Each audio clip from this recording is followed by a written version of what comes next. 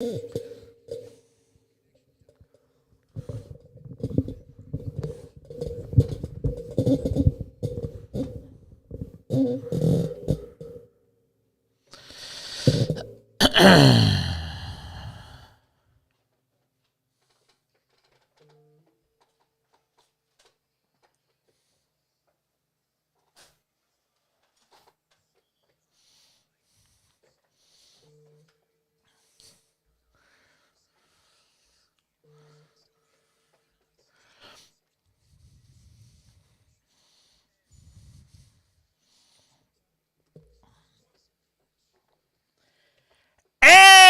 away we go.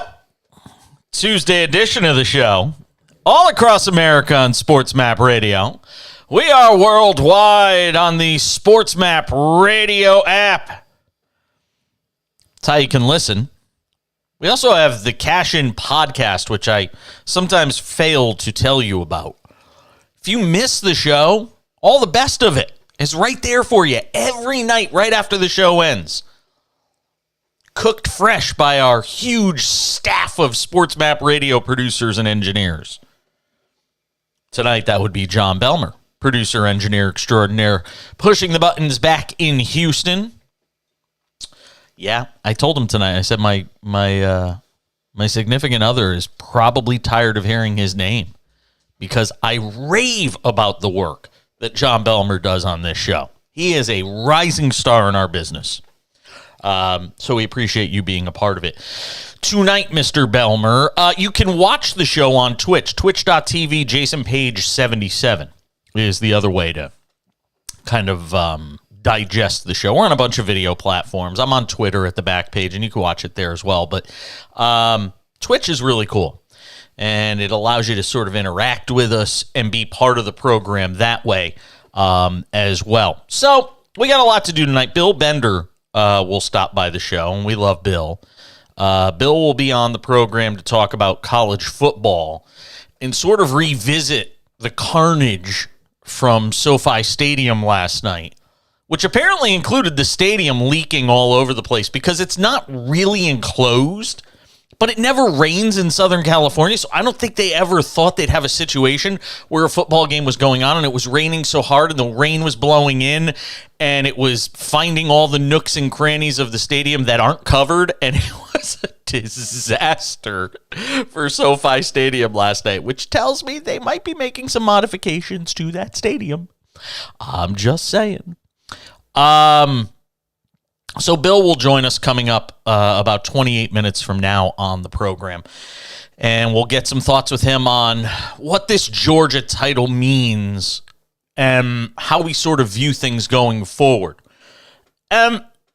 Most nights it's easy for me to figure out what I'm going to talk about to start the show. It's easy for me to figure it out. There's usually one glaring thing that I want to get into, and I had a number of things to choose from tonight. But the more I sat and ruminated, it's your word of the day. The more I sat and ruminated on the events of last night in this college football playoff, the more I got to thinking about just how bad this loss from TCU was. The more I got to sitting there and thinking about it, I knew I had to talk about it some more. Van Pran up over the football, ready to snap it back to Bennett in the shotgun. We're on the TCU 14-yard line. Bennett to throw, lobs it to the right corner. There's McConkey. He got on his donkey and made a sliding catch in the right corner. Touchdown! Oscar Delp, the tight end, out at a wideout on this near side. Will run it with Robinson, who scored a few moments ago. Shakes and bakes at the 20, at the 15, at the 10, to the 5. Pylon touchdown, left corner. Yep. As bad as it seemed at the time, upon further review of last night's game, it's actually worse than we thought. It's actually worse than 65-7. It's actually, a lot of people say, well, it's not as bad as the score would indicate. No.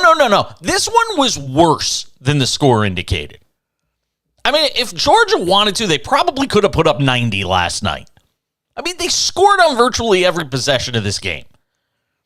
I mean, as bad as you think it was, no, it was worse. Because TCU didn't just embarrass themselves.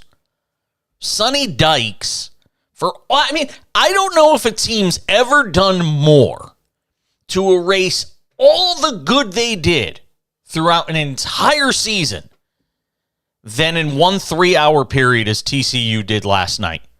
And don't give me this crap of, they're student athletes. We must covet and protect our student athletes. Please, they're getting car deals now. They're getting money from their likeness. Stop. I don't want to hear it. I don't want to hear it. And you can't wax poetic about Max Duggan for, the last 2 months that I had to hear, including me, by the way, and then go out and play as badly as they did last night. This has stuck with me for 24 hours. I'm ADD boy. There's almost nothing that sticks with me for 24 hours, aside from what I eat. Nothing sticks with me. And this one has stuck with me the entire day as I've prepped this show and gone through a zillion topics and things I want to talk about. I still come back to just how bad this was last night. Because it was that bad. They didn't just embarrass themselves. They embarrassed the conference. Do you know how hard it is for Big 12 teams after this game and after this performance? How difficult it's going to be for Big 12 teams to be taken seriously by AP voters, by the College Football Playoff Committee, and I'll get to them in a second. When it comes to, scheduling out of conference, everything. They're all going to look at it and say, well, this was a flash in the pan. I mean, they could go 9-4 next year, could TCU. They won so many close games this year. The law of averages says that's going to turn on its head in 2023. So, yeah, maybe they deserve to only be ranked 12th in the way too early top 25 poll for college football for next season. Maybe they should. So they embarrassed the conference. Then they embarrassed the selection committee. And I didn't think about this till today. Because the selection committee goes out on, the selection committee puts themselves out there. These aren't just a bunch of faceless men and women that, take these responsibilities on. Everybody knows who they are. And those people on that selection committee, they then have to go into rooms with powerful elites in the sports world. And they have to answer questions about, man, didn't you guys do your homework on TCU? Rightly or wrongly, by the way.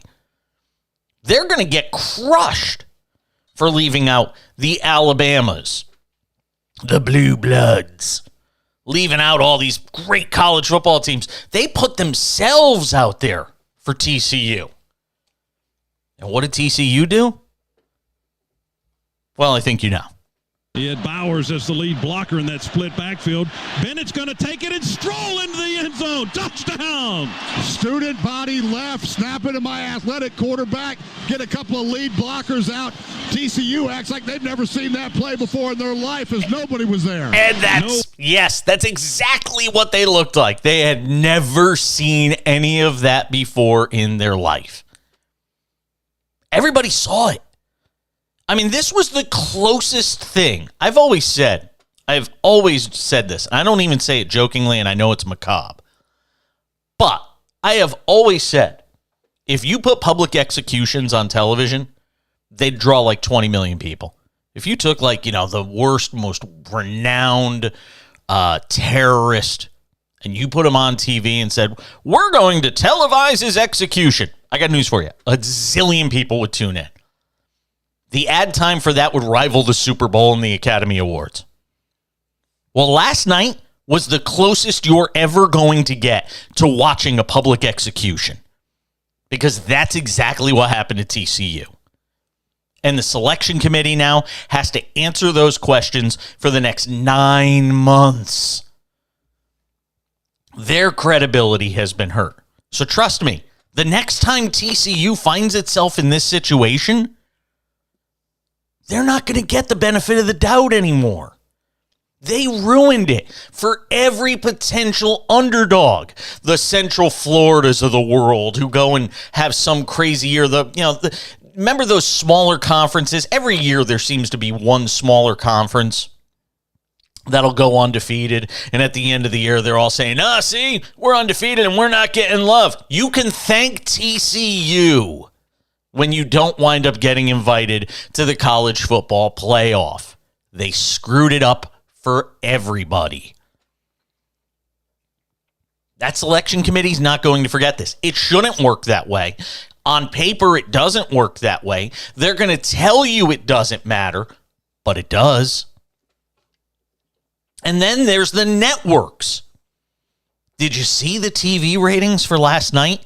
Lowest rated college football playoff championship game ever. 17 million people. Still a hearty number. Still probably, a top 5 event on the TV calendar in the year 2023 when all is said and done. It's a big number. It's an Academy Awards kind of number. Maybe a little better. Because nobody watches the Academy Awards anymore because it's become too political. No, there's just 7,000 better things to do than watch a bunch of overpaid celebrities get on TV and thank their agents and their publicists. That's all. Nothing to do with the politics. But ESPN now, they paid you know how much ESPN pays to have the college football playoff? Do you know how much they probably paid John Williams to commission that opening piece specifically for that? A lot of money. I guarantee you. They're not serving sushi at the ESPN cafeteria in Bristol this week. TCU didn't just screw themselves last night. They screwed a whole bunch of people. 1-800-224-2004. We're just getting started on the cash-in. I'm Jason Page. It's SportsMap Radio. Page is back. I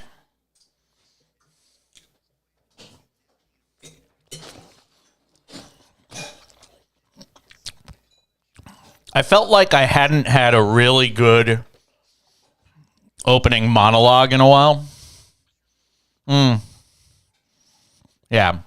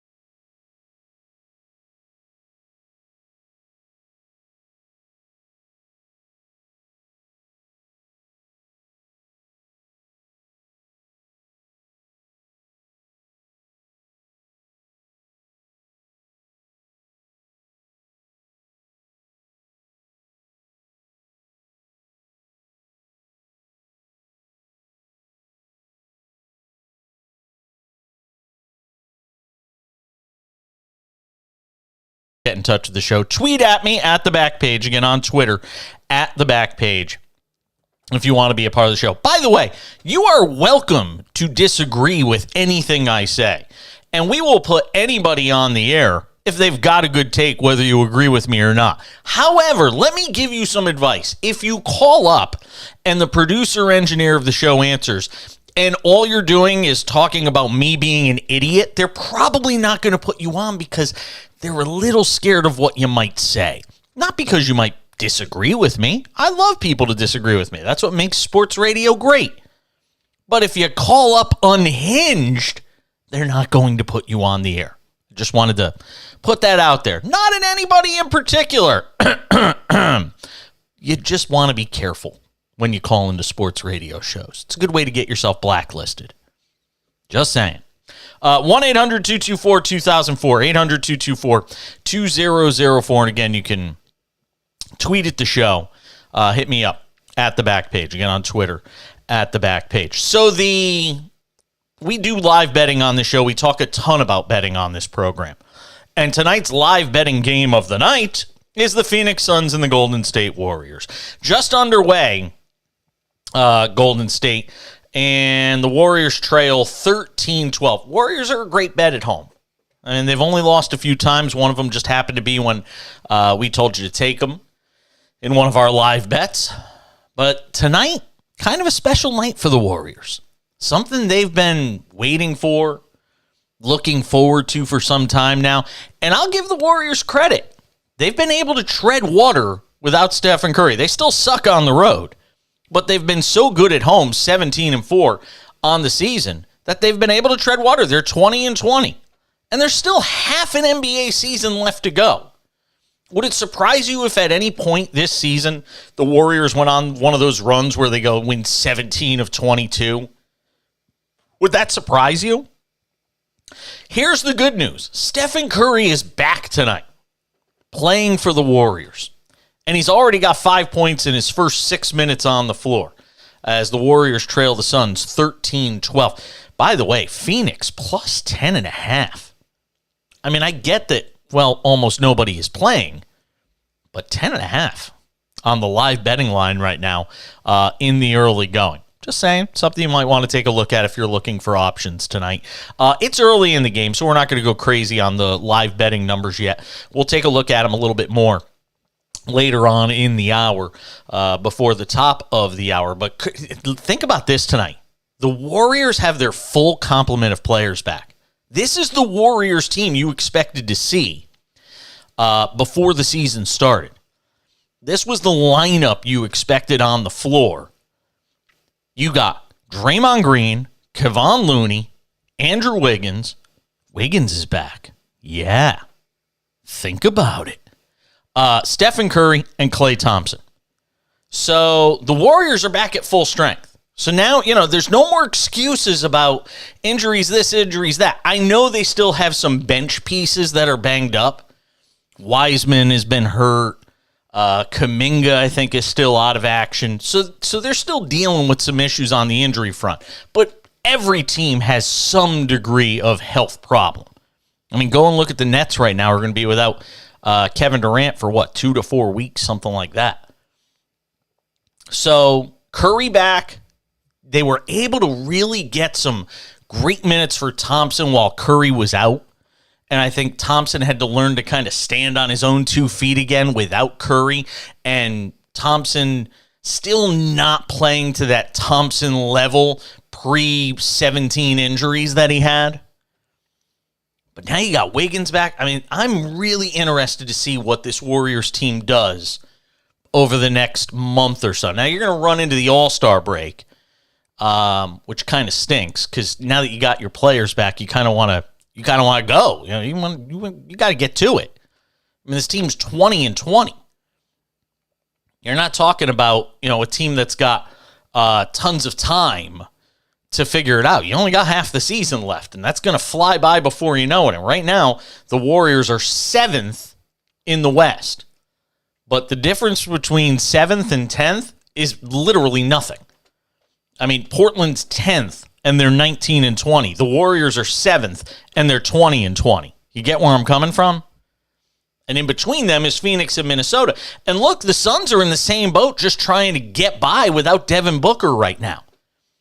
And you got Chris Paul taking the night off tonight, which, by the way, it's the NBA. It's a national showcase game on TNT, and you've got nobody from the Suns playing again. And it feels like we've seen the Suns get dusted or the Clippers get dusted in these primetime games more times than I care to count. It just feels like we're seeing it all the time in these primetime matchups. It's one thing if you're not on in primetime and you want to sit your guys and give them a night. Maybe it's the back end of, back-to-back games, whatever it may be. But when you've got games on in primetime, albeit primetime on the West Coast, which means it's already 10:22 on the East Coast, which means everybody's sleeping, and the rating for this game is going to be paltry. But still, it's your national showcase nights, Tuesday night, Thursday night. ESPN's got a couple of nights for themselves. Everybody, it's like Mormonism. It's like the old Mormonism where you could have like multiple wives. Well, this wife gets this night, this wife gets this night, this wife gets that night. Like the old school. I'm talking about the old school Mormons. You ever see that show Big Love? By the way, is this what you mean, Belmer, when you say sometimes I drift? Is this what you're talking about? Is this what you mean? Is this what you mean when you say sometimes I drift? But it's true. Every spouse gets their night. And tonight, TNT gets their night. And instead of getting a great game between the Suns and Warriors and two of the best teams in the West when all is said and done, instead you get, the G League Suns. I don't know what the Suns G League team is, but this is what it would look like. You want to know what the Suns would look like without Devin Booker and Chris Paul and DeAndre Ayton? You're going to get to see it tonight. Congratulations. Here's your lineup. It's Dario Saric, Torrey Craig, Mikal Bridges, Bismack Biyombo, give me more Biyombo, and Dwayne Washington Jr. Oh, boy. It's great. 1-800-224-2004, 800-224-2004. Tweet at the show as well, at the back page. Again, on Twitter, at the back page. It's great. We'll be joined by Bill Bender coming up in just a few minutes, 6 minutes from now. Get some thoughts with him on the college football playoff last night. Sort of put a bow on the college football season. And, are we talking about dynastic aspirations here for Georgia? Back-to-back championships. They're the favorites in the clubhouse right now to win it next year. It's so early to have those conversations. There's just so many things that go on between now and then.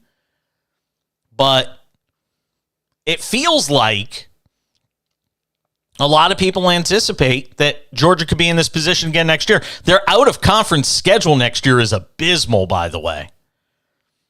So they're sort of positioned for it, coming off back-to-back national championships. Bill Bender from the Sporting News, national college football writer. He joins us next on the Cash In. I'm Jason Page. This is SportsMap Radio. What?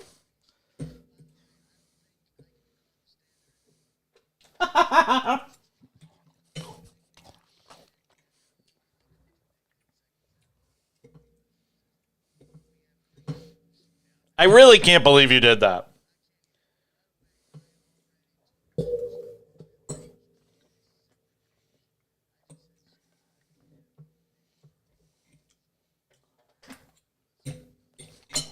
Tell Anthony Pepe he has to pay me since his show was mentioned in my airtime.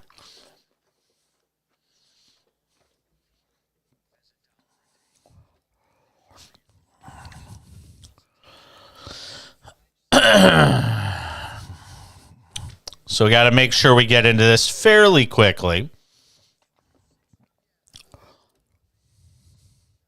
One of the shorter rejoins.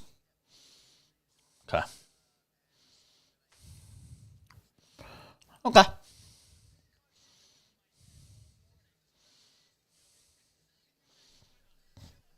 Continuing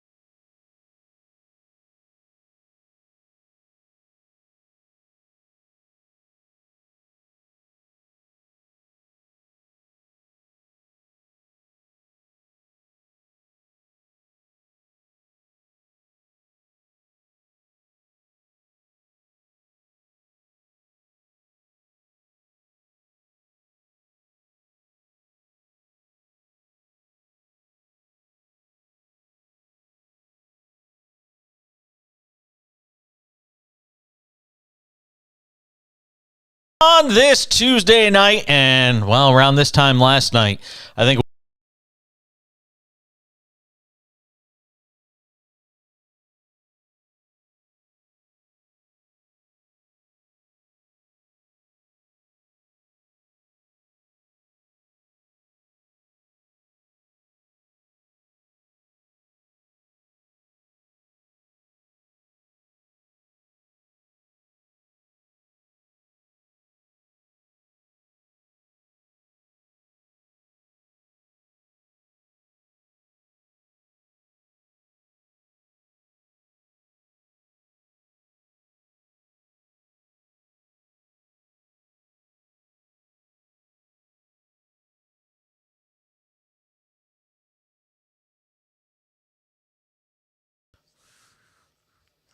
boom, boom, boom, boom.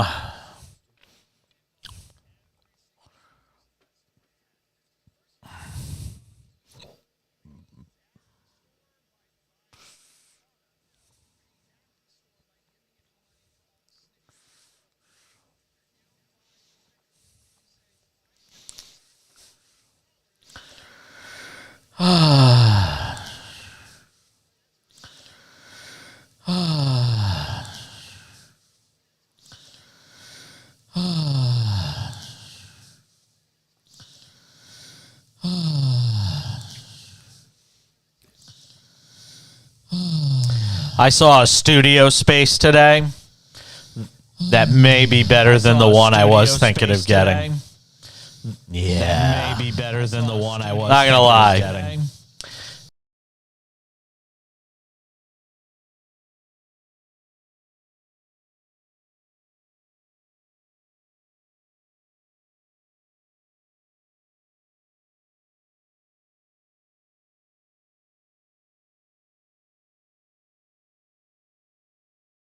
Continuing on this Tuesday night, and well, around this time last night, I think we all knew it wasn't going to be very pretty at the college football playoff championship game. The national championship game, it went to Georgia 65-7, which is just stunning, against TCU.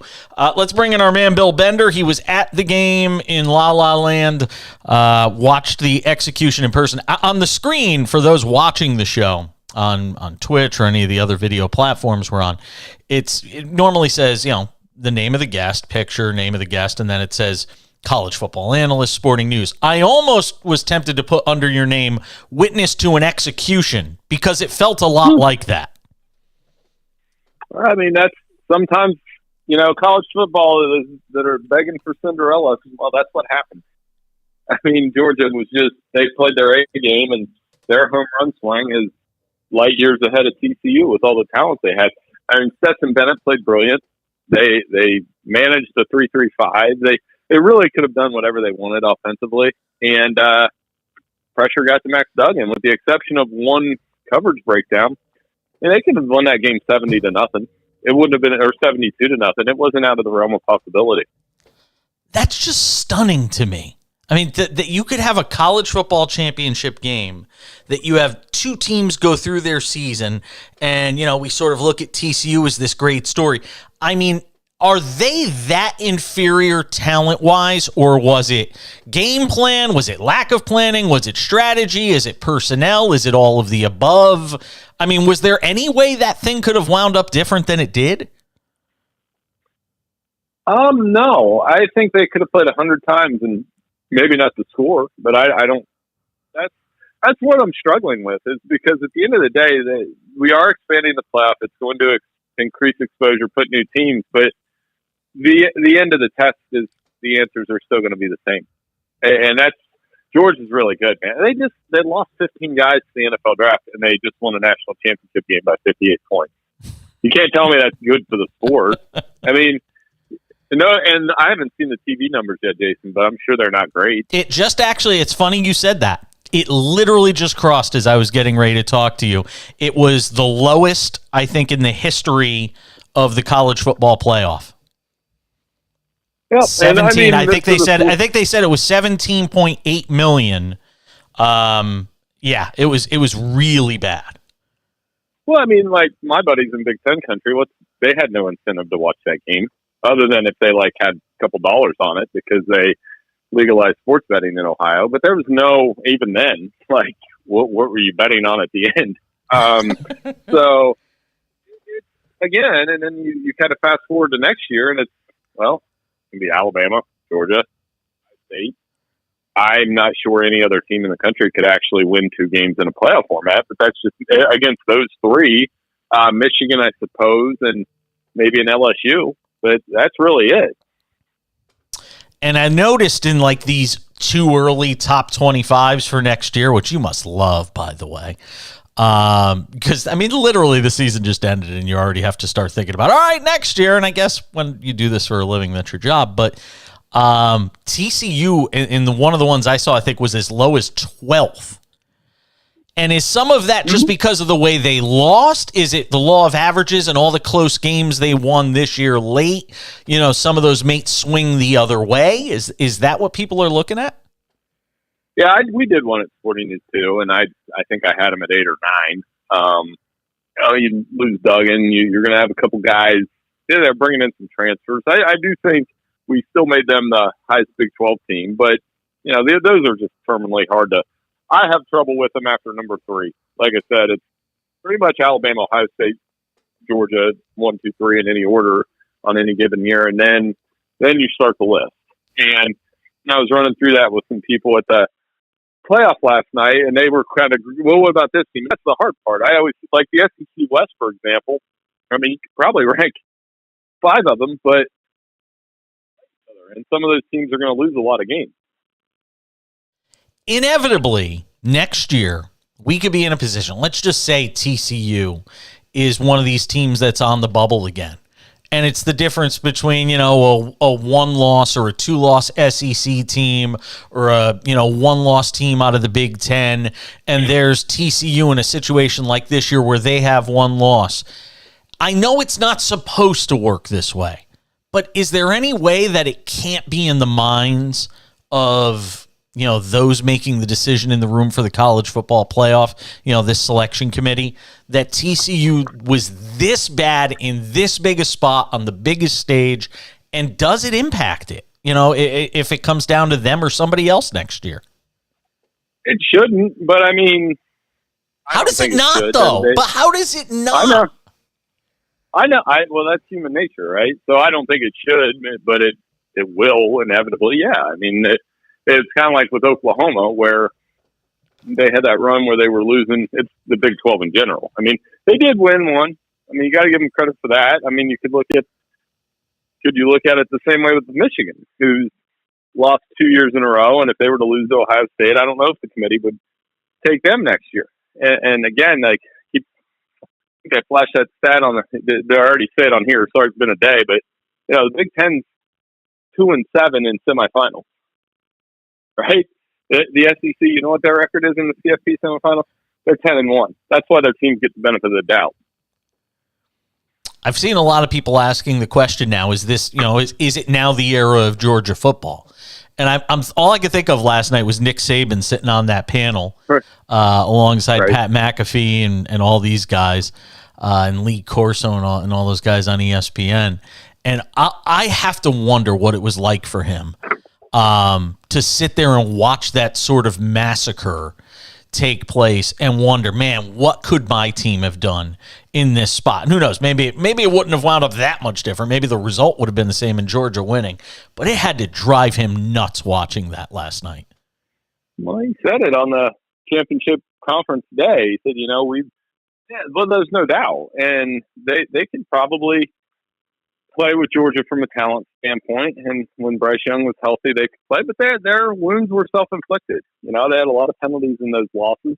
And the way it's set up, Alabama and Georgia are the two best programs in the country. But you still have to win the games on your schedule in this format. You have to know the rules of engagement, that if you lose twice in a season, that, yes, you'll probably be left out of the playoffs. Talking with Bill Bender, college football analyst, Sporting News, joining us here on the Cash in SportsMap Radio and the SportsMap Radio app. Stetson Bennett at the next level. I know he's not getting the kinds of looks, the three big names that we're talking about for the draft early on next year. Is there anything that's changed in the evaluation on him, at least from what you've seen and what others have seen, that maybe he gets a better look? Is the combine going to mean anything for him? Give me some argument, if there is any, for Stetson Bennett at the next level. I think he'll get drafted. He'll be a late day 2, maybe early day 3 pick. I don't know that he'll start, but one thing he does is he's accurate in a 20-yard box, and he's got a little bit of mobility to him, a little shake, and he's smart. He may get a shot. I think he's a better. I think he's better than Jake Fromm. I'll say that. And Jake Fromm got a shot in the league. I think he started a couple games. And you know what? I don't mean to sound crass, but I don't really care, because it's cool that he had the college career that he did. And it's like Tommy Frazier and A.J. McCarron, and one of my favorite college guys. He's playing in the league a little bit, and I always thought he was a great player that not be great in the NFL. But you know what? You're not going to tell me that Trace McSorley wasn't fun to watch at Penn State. He was fun to watch at Penn State. And I get what you're saying. I was talking about this on the show last night. Just to finish up here, I was talking about this on the show last night. I was like, for so many of these quarterbacks and so many of these, this will be the high moment of their like football lives. And I was saying it with regard to Stetson Bennett, because you know what? It's just all, even you think of Tim Tebow's career. Oh, it was amazing, and then it's just all downhill from there. Like for most of these guys, Joe Burrow might wind up being the exception. We talked about it last night. Joe Montana is the only quarterback to win a college football national championship and then win a Super Bowl. Like, it doesn't happen very often. Usually this is about as good as it gets. Yeah, and that's a great point, because there is that list of quarterbacks. I always like several that have got like 3 of the 4, and the 3 being a national championship, a Heisman Trophy, an NFL MVP, and a Super Bowl. But it's hard to get, like, Staubach had like 2 of them or 3 of them.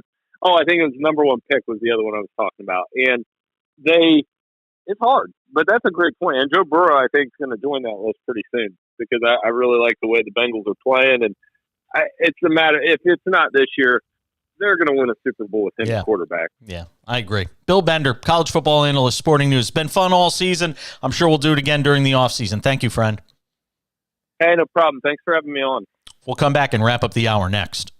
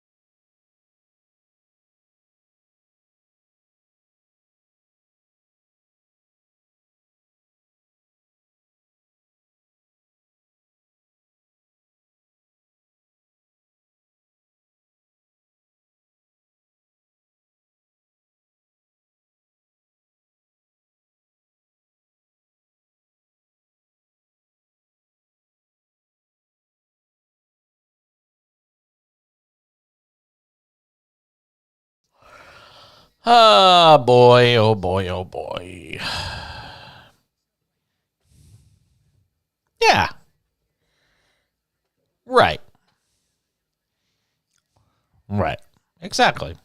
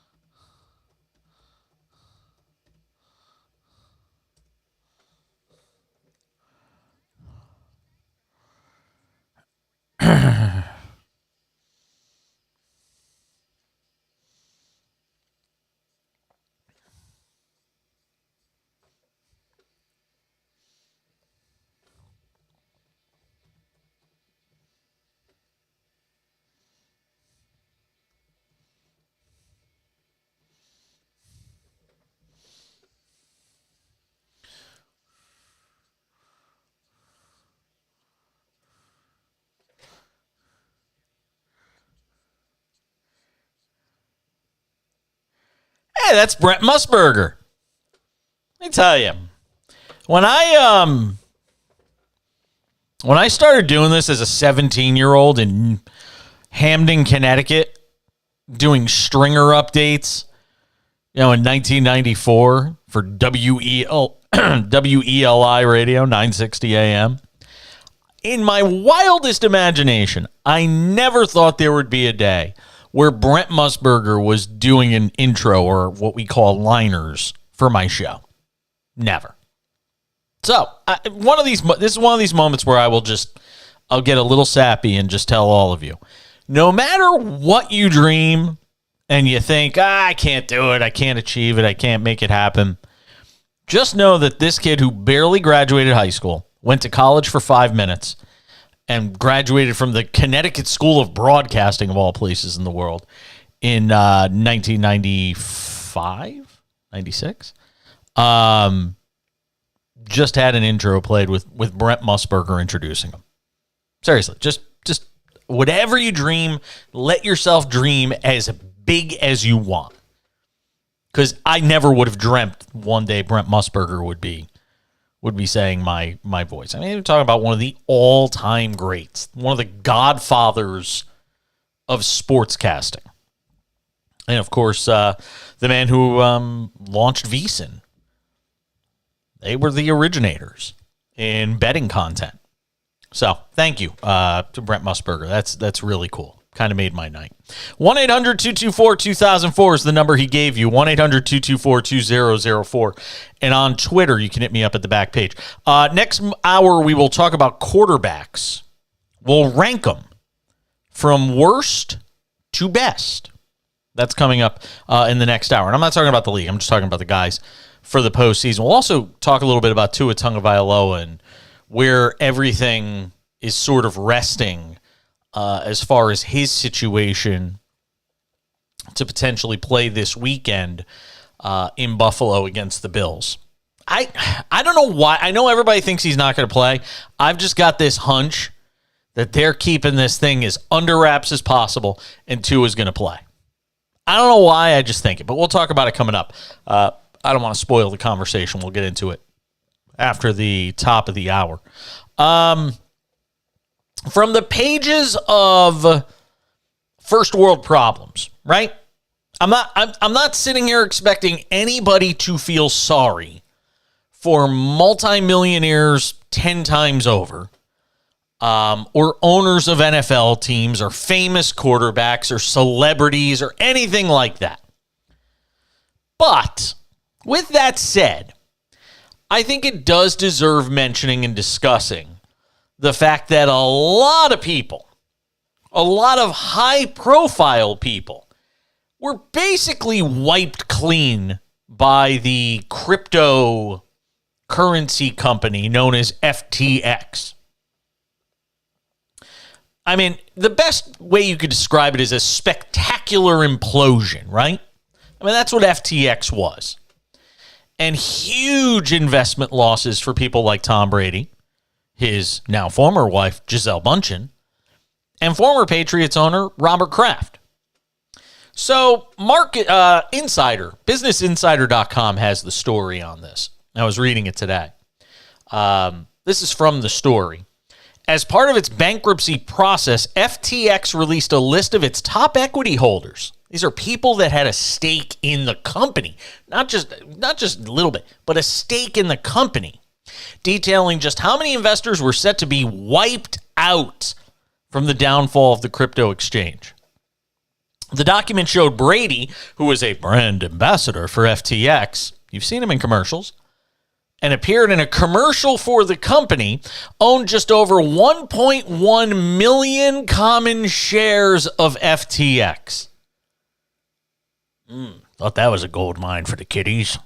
Meanwhile, Gisele Bündchen, Brady's ex-wife, she owns 700,000 common shares of FTX. Honey, Merry Christmas. How'd that work out? Maybe that's why she divorced him.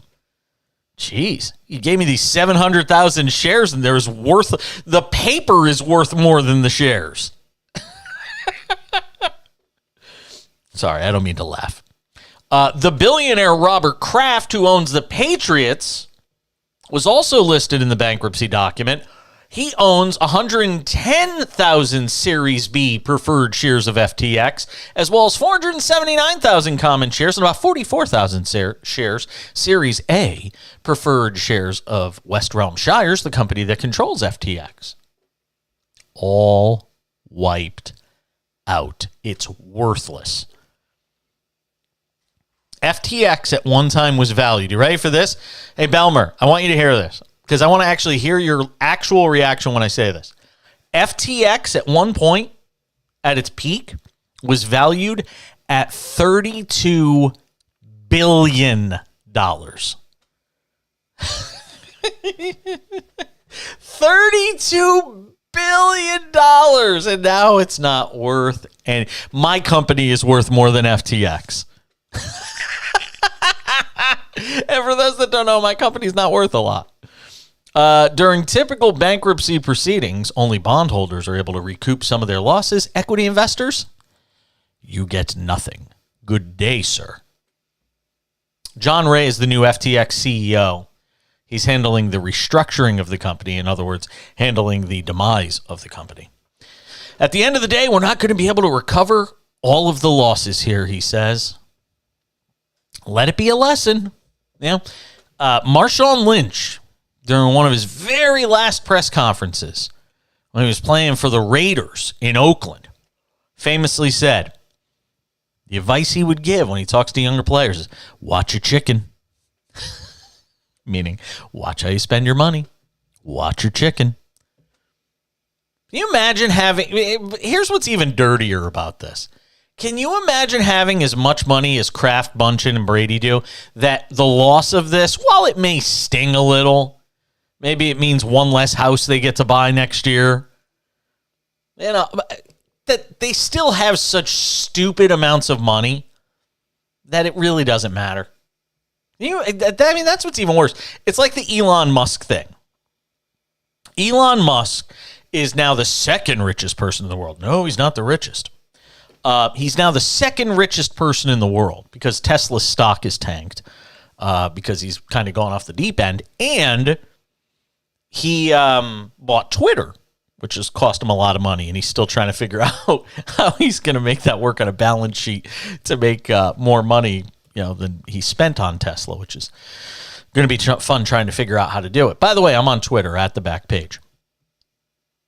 But even Elon Musk is like the second richest person in the world after he lost like half of his wealth. Like, it's just stupid. Same thing goes for like Mark Zuckerberg, the guy who owns what was Facebook. Now it's called Meta. He lost like a ton of his wealth because he went to Meta and it's all about the metaverse and all this. He's another guy. Just still worth a gazillion dollars. Can you imagine losing as much as these guys? And it's still just like, man, that sucks. Hey, want to go to the Turks and Caicos this weekend? I mean, if I accidentally, it's just whatever. If I lost $100, I'd be sobbing into my pillow tonight. These guys probably lost. I mean, think about it. With the amount of stock that Brady had, it's got to be 9 figures that he probably lost.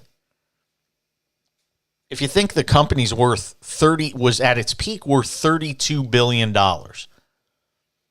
and Brady had 700,000 shares of it, I mean, he had to have lost an insane amount of money. Oh, well, guess it happens.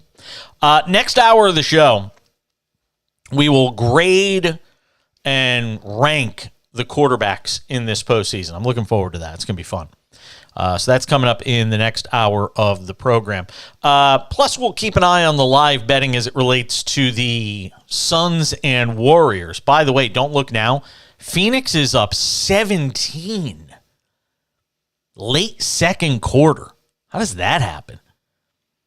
See, and but see, you're rooting for this. You're rooting for this because now the Warriors are plus 1.5, plus 2.5, in fact, on the live betting spread. And you know they're going to make a run in this game. If you're hammering any bet right now, it's the Warriors on the money line, and it's the Warriors plus 2.5. But we'll talk about that a little bit more in the next hour of the show.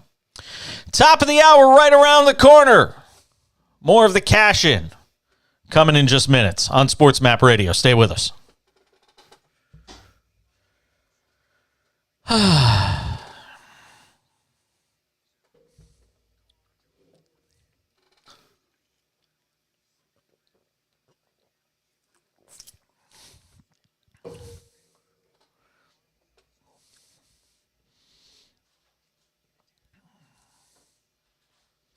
Sure. Oh, no. Don't say that.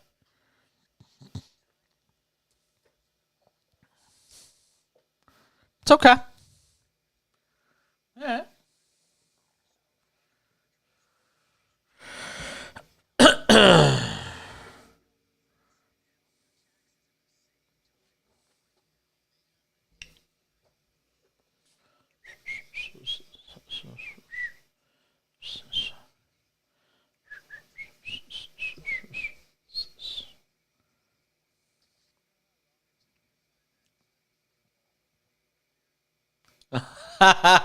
Yeah. Why, was it that hard? Really?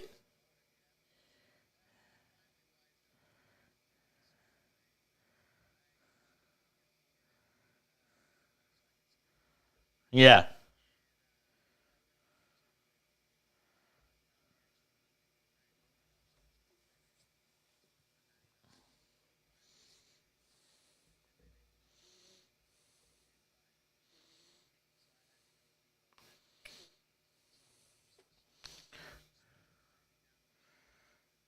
Oh, really? No. Jesus.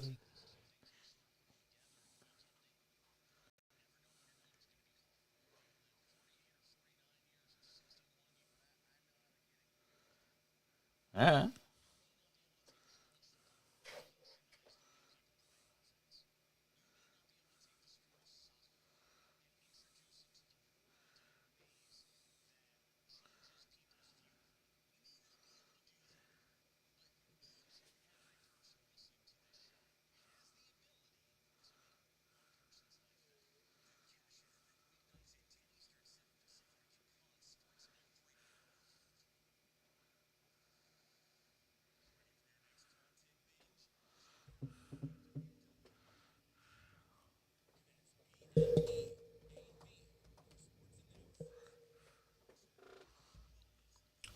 Wow.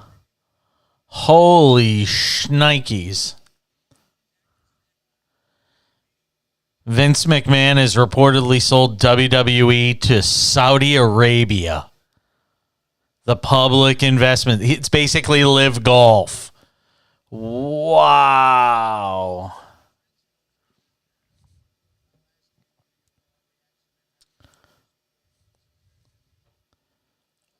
It's a good question. Wow. Stephanie McMahon resigned from the company after her father returned as chairman of the board. Wow. There's a mutiny.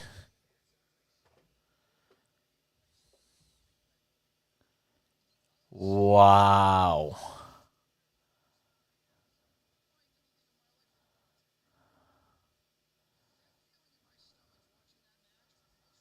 Holy shit.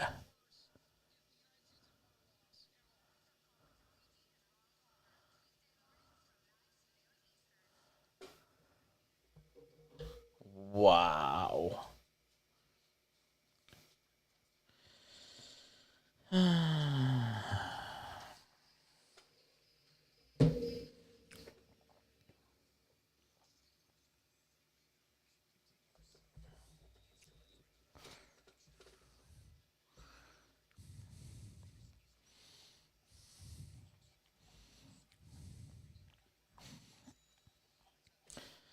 Another hour of the show starts right now. SportsMap Radio and the SportsMap Radio app. I am Jason. Thanks for being with us.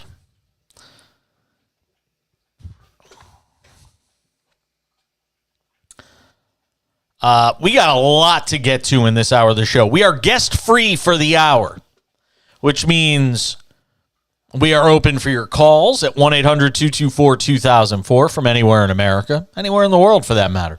1-800-224-2004. You can also tweet at the show at the back page. Again, on Twitter, at the back page. Coming up in about 15 minutes, some news from the world of betting. As well as talking about our live betting game of the night, the Suns and the Warriors. Let me tell you this right now, and I'll get this out there right now. There's a minute 50 left in the second quarter. I'm just saying, let's put it in now. I know we don't normally do the live betting until the next segment, but this is too urgent. The Warriors right now are plus 1.5 in the live betting line at home against the Suns. They're down 14, minute 50 to go, second quarter. They are plus 1.5 live, and they are minus 106 on the live money line. Go and hammer both of them. We like the Warriors plus 1.5. We like the Warriors minus 106. The Warriors will win this game. Very confident in that. Plus 1.5, minus 106. We're banging that. 2 live bets for you tonight on the show because we like them so much. So those are our 2 live bets right now. That game getting set to go to the half, 55-41 Phoenix on top of the Golden State Warriors. And it's a shorthanded Phoenix team. They're playing without Ayton, without Paul, without Booker. The Warriors have all their full starting lineup back. They will make a run in this game, I am telling you. They will make a run in this game. All right, let's talk quarterback, shall we? We'll get into Tua Tagovailoa's situation coming up in a few minutes because I've just got a hunch. And look, maybe I'll be wrong, and I'm not telling anybody to run out and bet on this. Not that there's probably a wager available for it. But I've just got a feeling Tua's going to play this weekend. I don't know why. I don't have any inside information on this.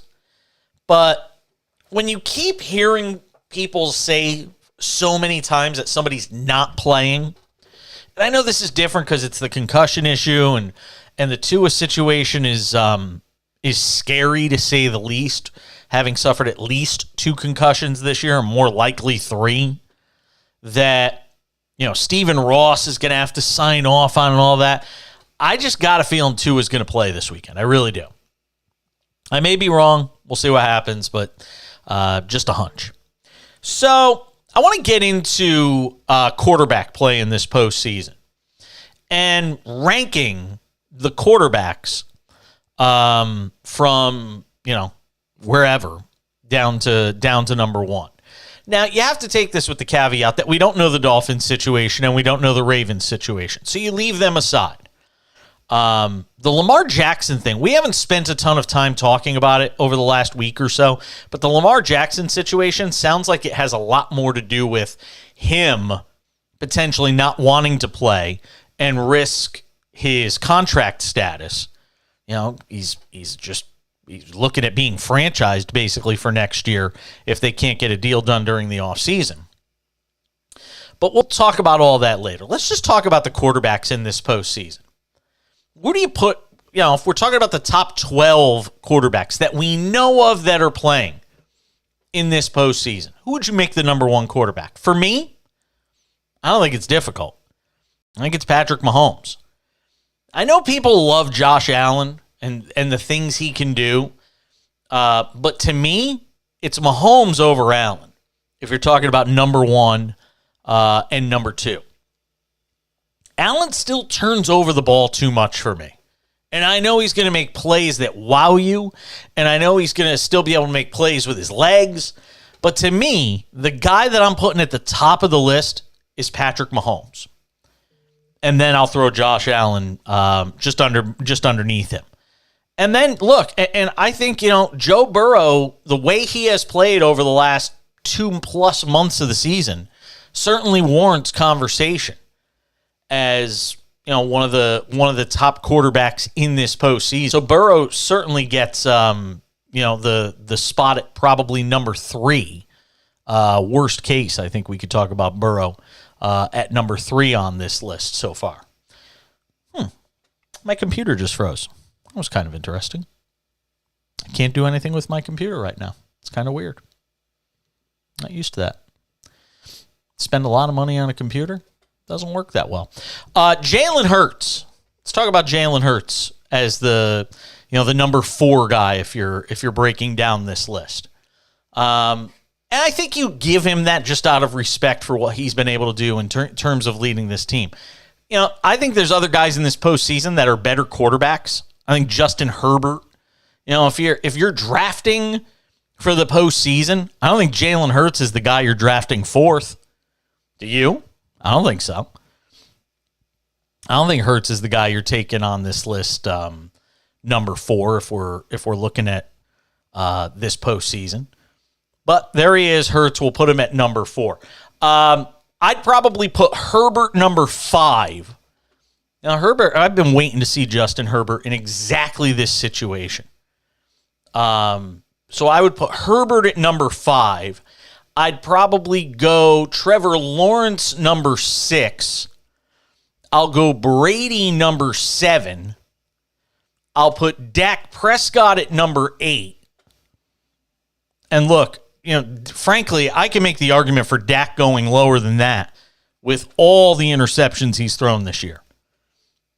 And look, nobody was a bigger defender of the fact that Dak should be the starting quarterback of this team. All the Cooper Rush stuff. Nobody was a bigger defender, a more ardent defender of Dak Prescott than me. As a matter of fact, I'm going to flip it. Dak goes behind Kirk Cousins. Kirk Cousins has to, and I don't even like Kirk Cousins. You know how much it pains me to have to put Kirk Cousins ahead of Dak Prescott? But you have to. Then we'll go Geno Smith. Then we'll go Brock Purdy, and then we'll go Daniel Jones. And that's how we'll round out the top 12. What do you think? Where would you put, your specific quarterbacks? Who would you want first if you were drafting for the postseason only? And these are the 12 quarterbacks you have. Again, we don't know who Baltimore is going to start. We don't know who Miami is going to start. I want to hear from you, from anywhere in America. 1-800-224-2004, 800-224-2004. And again, if you want to tweet at the show, go ahead and do it. At the Back Page. Again, hit me up on Twitter, at the Back Page. Who would you put? Who would you draft first if you were putting together a team for the playoffs? And the guys you had to choose from were Daniel Jones, Brock Purdy, Geno Smith, Dak Prescott, Kirk Cousins,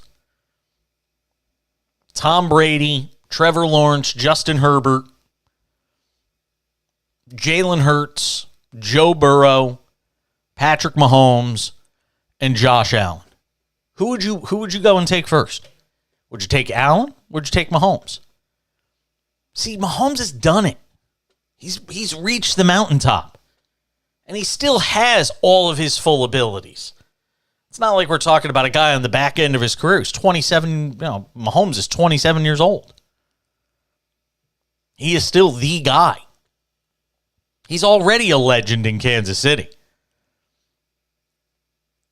But to me, that's the guy I would take number one. And by the way, this is not a slight on Josh Allen. I mean, if you take Allen, Burrow, or Mahomes, I don't think you're going to... I don't think either of those three... Well, I won't say that. You know what? I'll say this. I think Allen has the potential to make a play in this postseason in a very crowded bunch. With 3 or 4 teams that are all capable of going to the Super Bowl out of the AFC. I think Allen probably has the best chance of making a play the wrong way that costs his team a game. If you ask me which guy I think has the potential to make that one play that we're all talking about all off season long, oh my God, he made that throw and it cost him the game, it's probably Josh Allen. I'm excited to see Trevor Lawrence, though. I'm not going to lie. I mean, Trevor Lawrence versus Justin Herbert. I'm telling you, if you're the NFL, you just sign me up for the AFC postseason. They've got to be so excited as a league. And if you had Tua playing, which, again, I'm not convinced he won't be playing, but if you had Tua playing, man, what an AFC, what a roster of quarterbacks you have between Josh Allen, Patrick Mahomes, Joe Burrow, Justin Herbert, Trevor Lawrence. If you had Lamar Jackson and Tua playing, you've got your quarterbacks of the future just all right there on display. But the situation with Lamar Jackson is kind of interesting. And you're starting to hear grumblings that this may not be about how serious the injury is anymore. And if that's the case, he's basically signed his professional death warrant in Baltimore. Notice I said professional. Everybody calm down before you get all bent out of shape that I used a term like death warrant. Saying professionally. All right, more to do in this hour. I want to get into Tua Tagovailoa and what's being said versus what the reality might be. It's next on the Cash In on SportsMap Radio.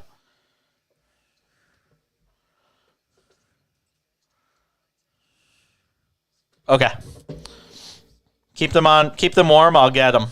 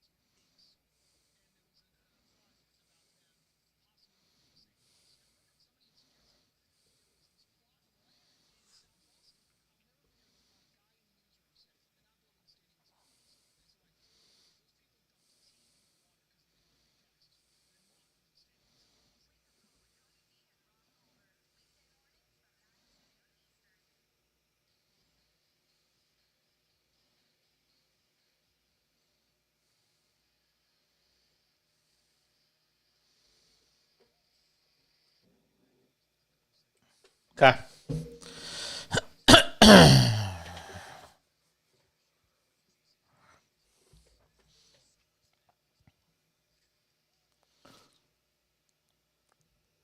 "15 minutes after the hour, caching continues.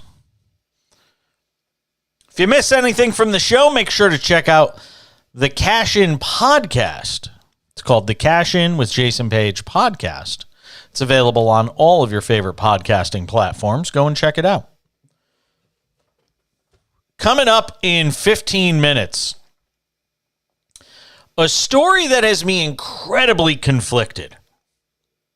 I'm shocked by what I'm reading. Maybe I shouldn't be, but I'm shocked by what I am reading tonight. I'll get to it. You really got to hang around, because people that are fans of sports will certainly have an opinion or interest in the story I'm going to tell you about coming up in 14 minutes. It's literally breaking as we speak. So maybe there'll be some more information that I can glean from what's being reported between now and when we talk about it 14 minutes from now here on the show. So, Tua Tagovailoa. I think a lot of people are of the mindset right now that they would be surprised if Tua played this weekend after having at least his second concussion of the season diagnosed. We're 5 days away from a playoff game in Buffalo, and still nobody knows whether or not Tua is going to play. During this season, he's had at least 2, maybe 3 head injuries where his head hit the turf. And the reality is there's a real possibility that you could be talking about, lifetime damage at this point with the amount of head trauma that he has been dealing with.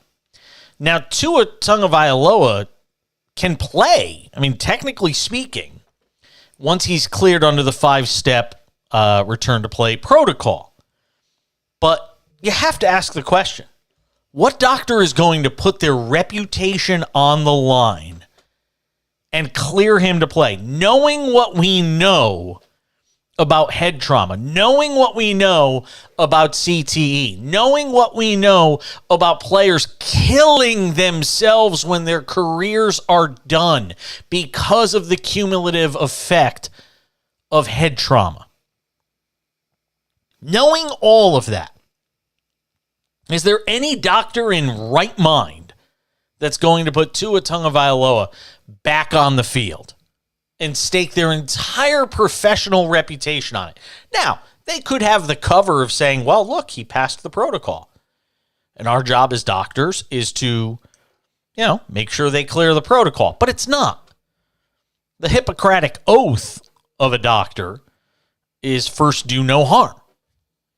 And If they put Tua Tagovailoa back out on the field and he suffers another concussion, that doctor's going to be under a spotlight that's impossible to permeate with anything positive. And do you think that Roger Goodell and the NFL, as much as they want to see their best players on the field and their best teams on the field, do you think Roger Goodell wants to be answering an entire offseason and the rest of this postseason of questions related to whether or not Tua Tagovailoa should have been on the field when he had his third or fourth concussion, if that should happen this weekend? And on top of that, Dolphins owner Stephen Ross has already been under the watchful eye of the league. He's already been sanctioned by the league. Does Stephen Ross really want to draw the ire of the NFL again? Because I got news for you. They wouldn't think twice about throwing him under the bus if Tua winds up getting hurt again. And Stephen Ross has to sign off on it. The buck's going to stop with him.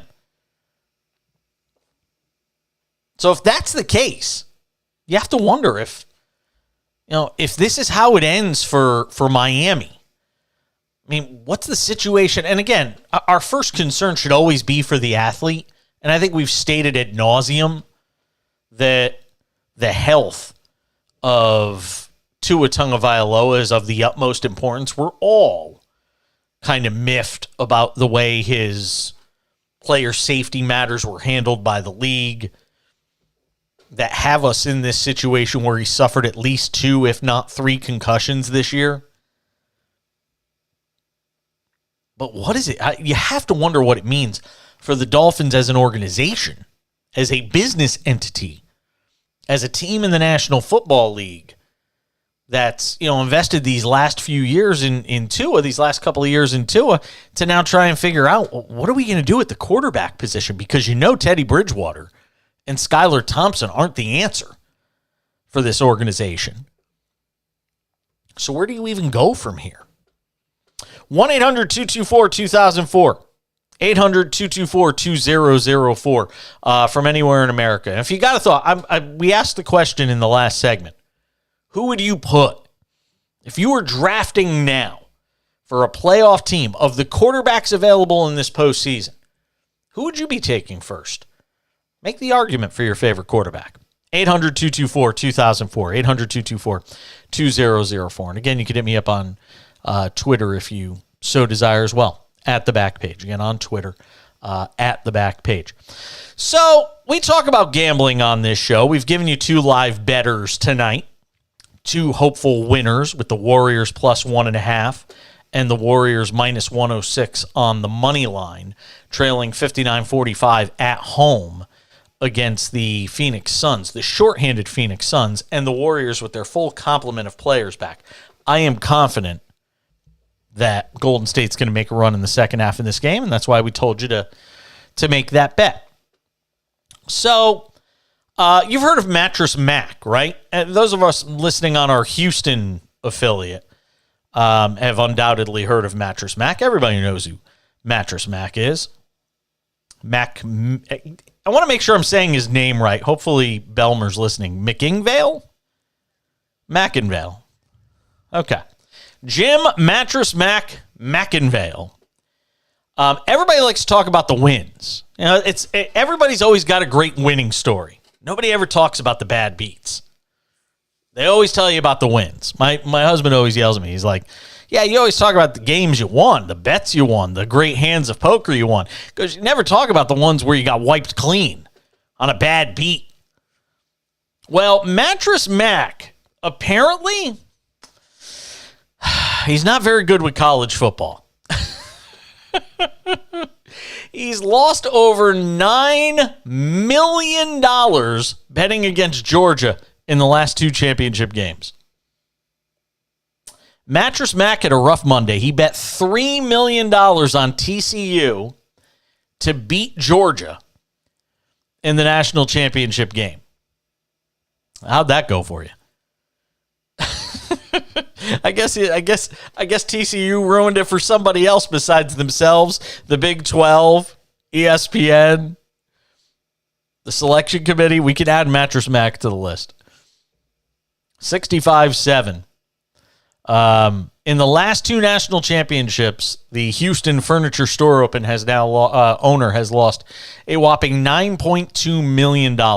He put $6.2 million on Alabama to defeat Georgia last year in the national title game, and then TCU to pull off the massive upset. Imagine if he had won that bet, by the way, on TCU. He would have won an ungodly amount of money. He says, I'll take about 5 seconds to get over this and look forward to the next adventure, McInvale told Bleacher Report Betting following the loss. A gambler has to be resilient. You've got to know that they're going to knock you down and knock you down a lot. We'll regroup and go forward again and say thank you to our great customers who participated in this promotion. As usual, he centered his bet around a promotion at Gallery Furniture, promises any customer that spends $3,000 or more will receive 2 times their money back. And the famous gambler would have stood to win an estimated $8 million if the Horned Frogs upset the Bulldogs on Monday. Well, so you don't have to imagine. That's how much he would have made. You don't have to be resilient, Mac. You just got to make better picks. Listen to this show, in fact, Mac. You might do a little better.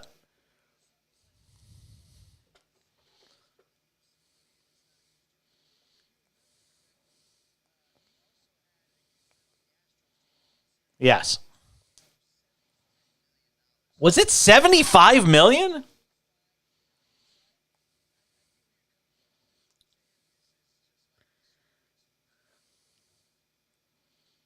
you imagine losing $3 million and just being like, ho hum? I wonder if he's won more or lost more. He'll tell you he's probably won more. I don't know if I'd believe him. I don't know if I'd ever believe a gambler when they say that.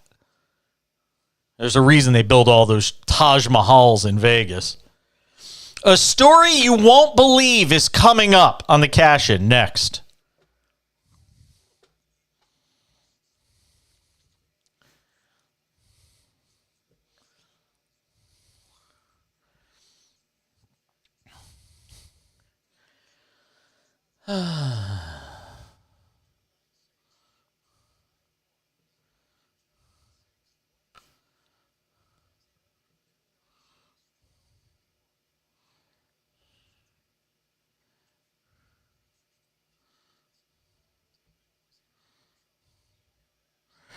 I'll say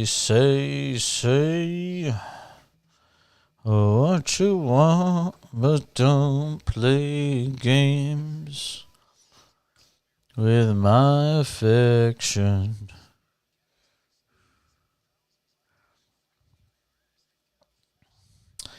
Wow, the talk is $6.5 billion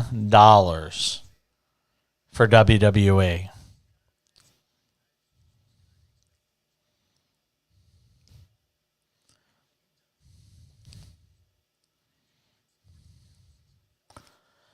Wow.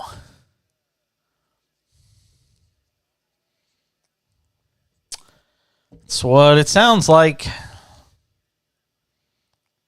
I have no idea. No, she might have stepped down from the board, but still had stock in the company. You don't have to stay on the board.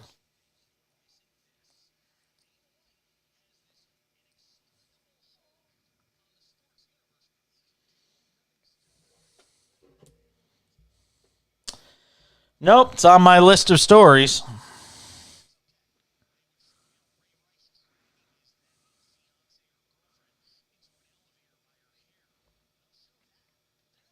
You know who else I want to get on? Remember Cameron Maben? Yeah.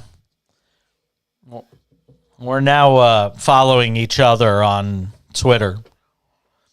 So I'm going to be reaching out to him. Yeah.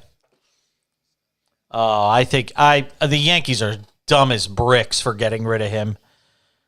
Getting rid of him and keeping Carlos Beltran on broadcasts is the dumbest thing I've ever heard that network do. Then again, they have Michael Kay as their play-by-play guy, so. I mean, he played for the team briefly. I don't know. I don't know.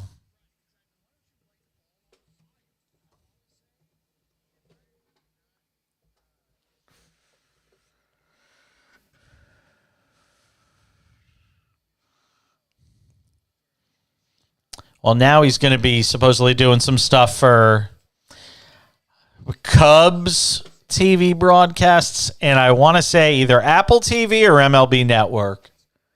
Yeah, I like him. I really do.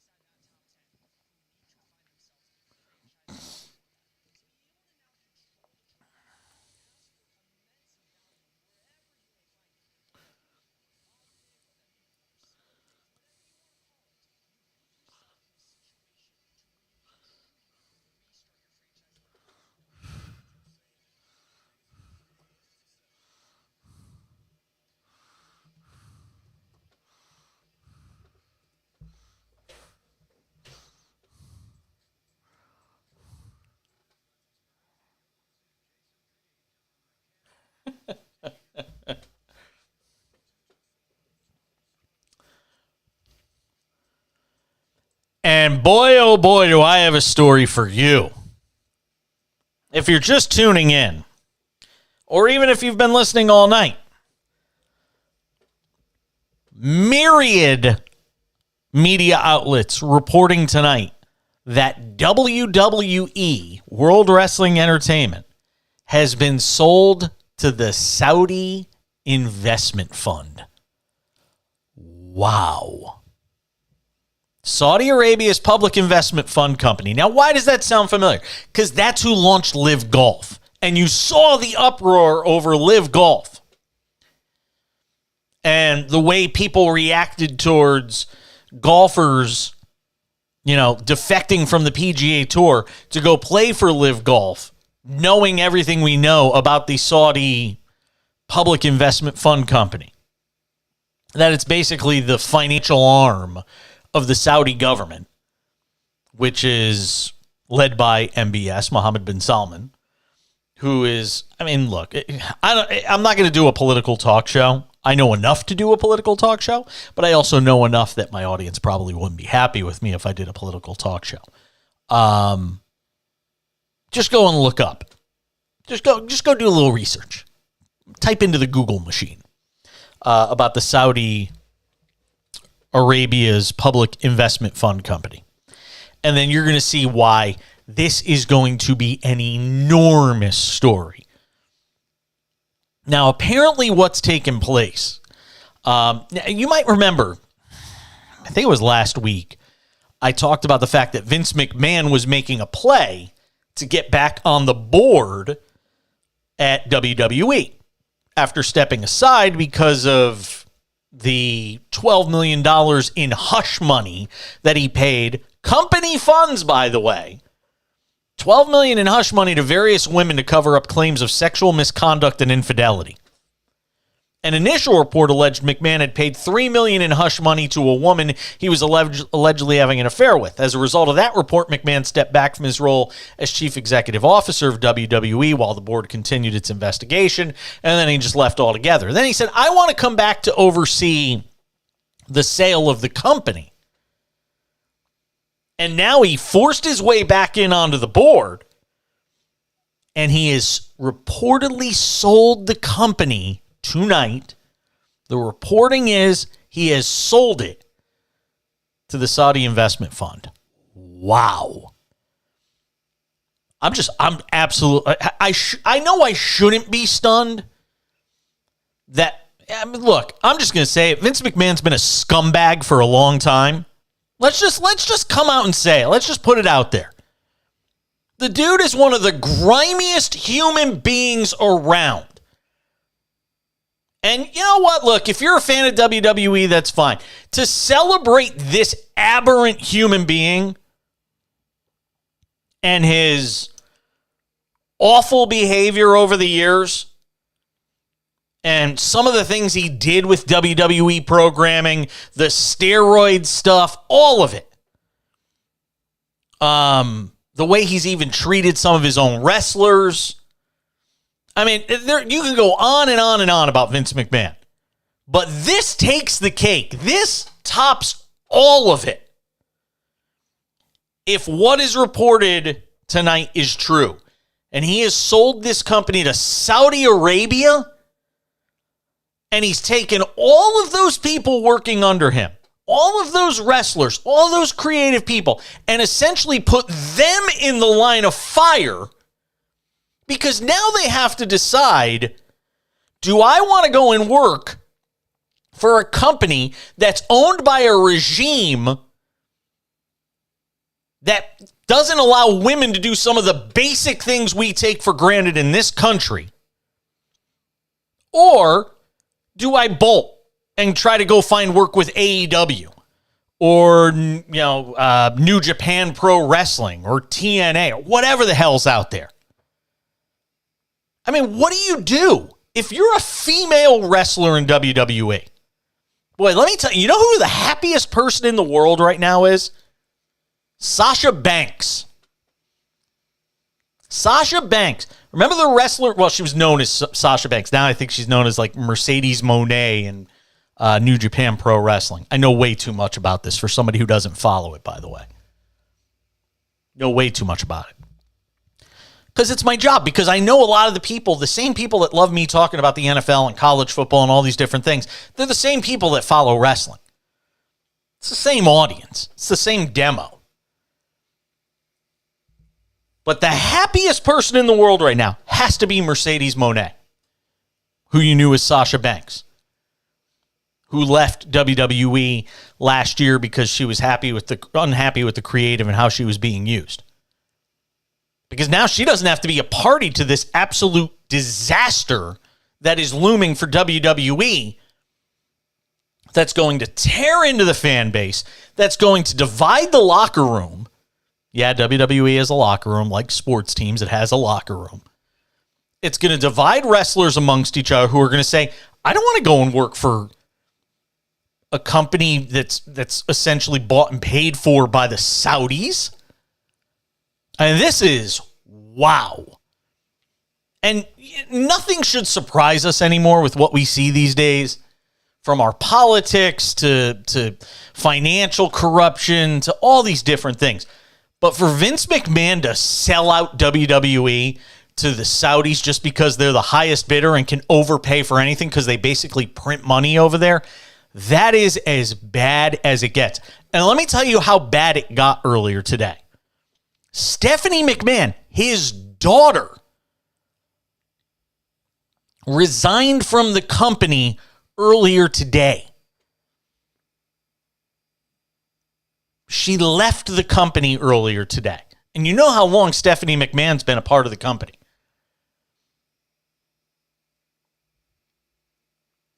She wrote today in announcing her departure. About 8 months ago, I took a leave of absence and within a few weeks unexpectedly had the opportunity of a lifetime.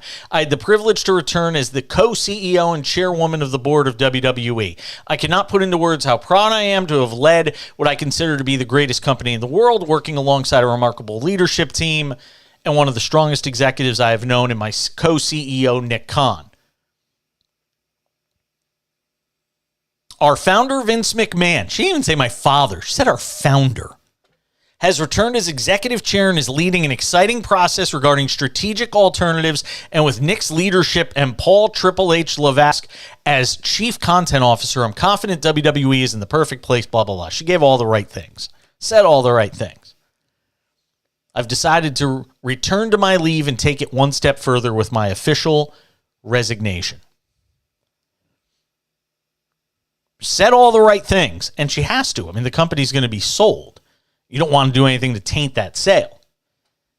But this is just beyond stunning, this news tonight, that WWE is being sold.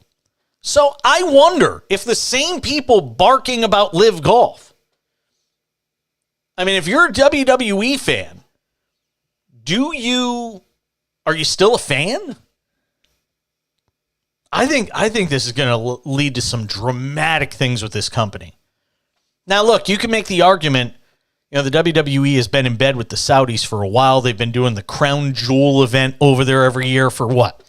Probably 4 or 5 years now. They've been doing this once a year event in Saudi Arabia. And if that's the case, there's obviously some women that have taken part in that. But as a company being sold versus a one-time event, what are they going to do? I'm absolutely fascinated to see how this story plays out over the next several days. And once it becomes official and the news comes out, I don't think most of the general wrestling fans are going to care. I mean, look, we talk about this all the time on the show. The NFL, and I have had no problem saying this, in many regards sort of acts like, organized crime in terms of some of the shady ways that the NFL behaves. We've seen this whole thing with the concussion issue and the Washington Commanders and how all that stuff's been handled. The Bob McNairs of the world when they were owners in the league and when he was alive, some of the things he said. I mean, there's so many areas of the NFL where you can look at it and say, man, you'd think that would turn fans off. And it doesn't. It takes a lot to make fans go away. Even in baseball, when they had the strike that cost the World Series and all these different things, people still came back eventually. They always do. I just wonder if even this might be too much for some WWE fans. I guess we'll find out soon enough. Vince McMahon reportedly selling WWE to Saudi Arabia. Wow. We're back with more of the Cash In on SportsMap Radio. Thanks. Thank you.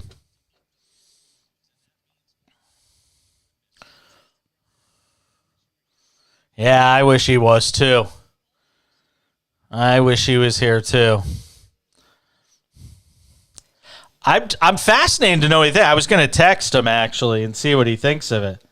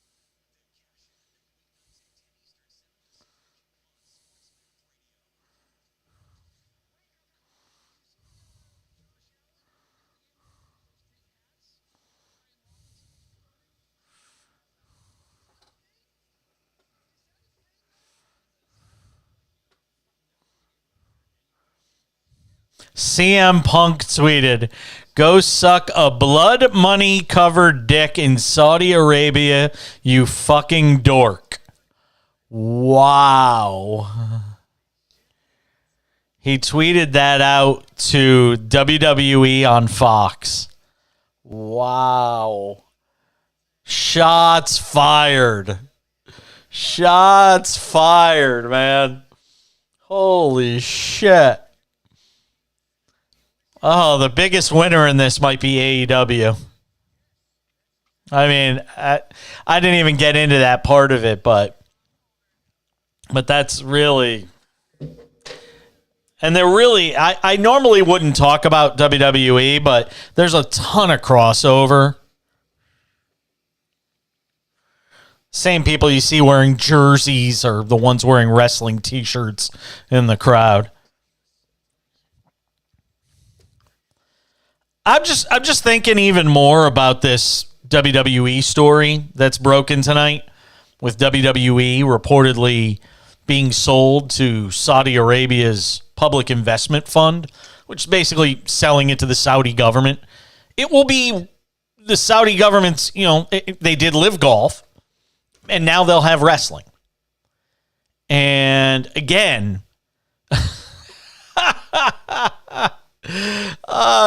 of the stuff coming up on Twitter right now, you can't make this up. Somebody's playing Hulk Hogan's Real American. There is nothing better. As much as I love John Belmer, this is one of those nights where I wish our other grade A producer engineer extraordinaire Brian McDonald was here, because I know he would have a take. He'd have a hot take on this story with WWE reportedly being sold. And I was just saying it to John Belmer, our intrepid producer engineer extraordinaire.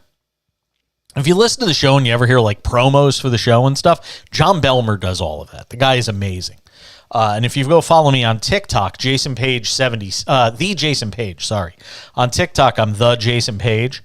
Some of the videos you'll actually see on TikTok, some of my TikToks are actually done by our own John Belmer, who's just doing terrific work on behalf of the show. But I know Brian's, who is a huge wrestling nut and works on this show quite a bit and has over the first 3 or 4 months that we've been doing the show, would have a lot of opinions on this. But crazy. I mean, the big winner, and I was just saying this to Belmer, it's got to be AEW. It's got to be New Japan Pro Wrestling. But in particular, I think it has to be AEW. Because they're really the competing brand. There's other companies out there, and they hold their own, but AEW's the one that's got the deal with Turner Sports, so they've got, all of their ducks in a row with TNT and TBS and broadcasts of their live shows. You've got to feel like Nick Khan over at AEW, or Tony Khan over at AEW has just got to be doing cartwheels right now, watching Vince McMahon make one last potential fatal mistake with this company. And you know what the sad part is? WWE had it going in the right direction when he left. The creative with Triple H, they had really started to get this thing going in a great direction. And Vince comes in and just torpedoed everything with this move.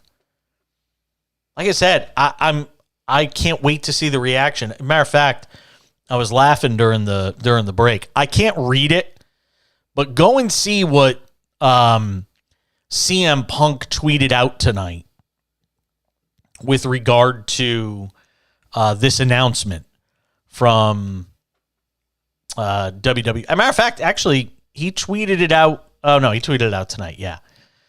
Go and see what CM Punk tweeted out. That's all I'm going to say. I can't read it on the air because it's too expletive laden. And even if I took the expletives out of it, I don't think most people would be able to understand what it was he was saying. But I'm reading a lot of reaction on Twitter. And look, you have to be careful what you glean off reading from social media, because as I once explained to our producer, John Belmer, the loudest voices are dissenting voices. And you cannot necessarily take the dissenting voices that you see on social media and extrapolate that out and think that everybody's just furious that the WWE is being sold to the Saudi investment fund. I would say 75% of wrestling fans don't even care. I mean, if you're a 17-year-old or a 15-year-old that watches wrestling, like I did when I was a kid, if you're one of those people that watches it and you're really young, you don't have the slightest idea who Mohammed bin Salman is. You don't have the slightest idea who Jamal Khashoggi was. You don't have the slightest idea of the human rights abuses that go on in Saudi Arabia, and you don't care. And guess what? At that age, you probably shouldn't.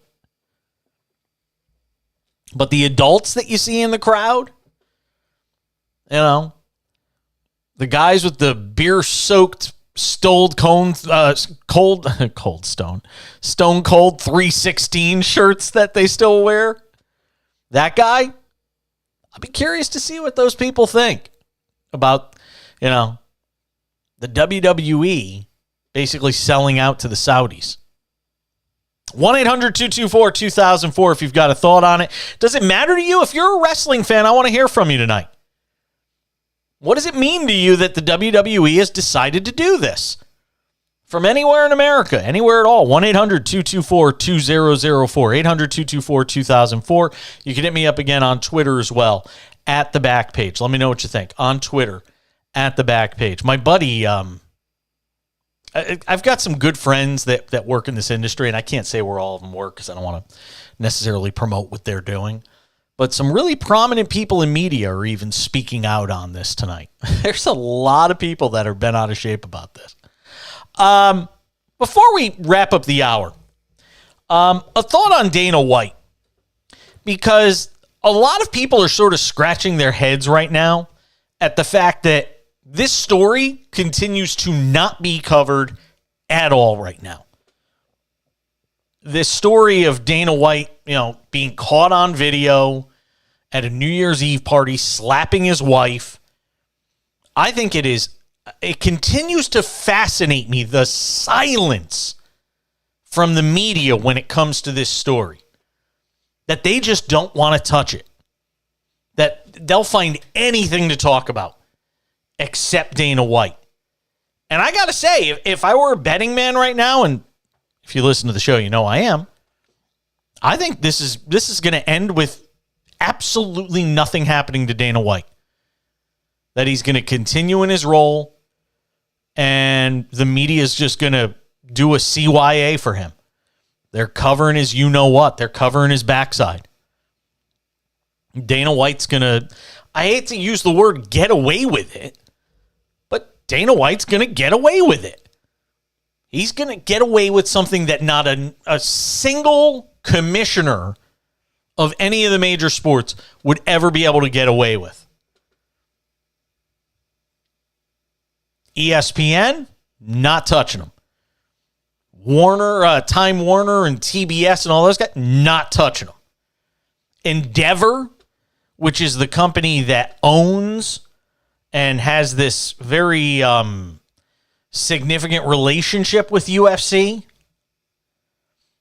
they're all just hoping it'll go away. They're all banking on the fact that nobody's going to care.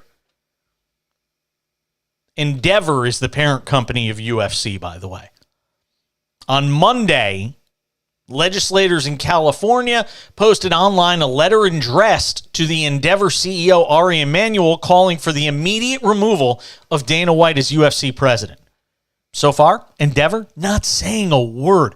And Ari Emanuel, for those of you that don't know, the president of Endeavor, is a guy that has typically been one to speak out on social justice issues. And on this, he's not saying a word.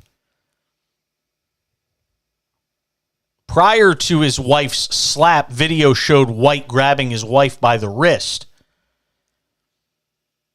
And again, keep this in mind. 2014 interview, Dana White said the following: "There's one thing that you never bounce back from, and that's putting your hands on a woman." Guess you bounce back from it if you're Dana White, and the entire media establishment is going to protect you. It's a pretty, I have to say this. I got to say this. It's a pretty dark moment for the national sports media at large. It's a pretty dark moment when you've got Dana White getting away with this and just going on as if it never happened. Putting up posts on Twitter and videos on Twitter of him cooking things in the kitchen and all, like it never even happened. It's a pretty dark moment for us as sports fans and as a national sports media. And there's only so much I can do. I mean, I've screamed about it on this platform. I've tried to go on TV and talk about it. And even the TV networks, nobody wants to touch it. They're all just staying away from Dana White. Talk about Teflon. Teflon Dana. That's how we wrap up this hour of the show. By the way, Warriors laying an egg at home tonight against the Suns. They're down 19 going to the fourth quarter. Yeeks. Warriors are now plus 11.5 and plus 1,200 on the money line. Stick around. Final hour of the cash-in right around the corner on SportsMap Radio.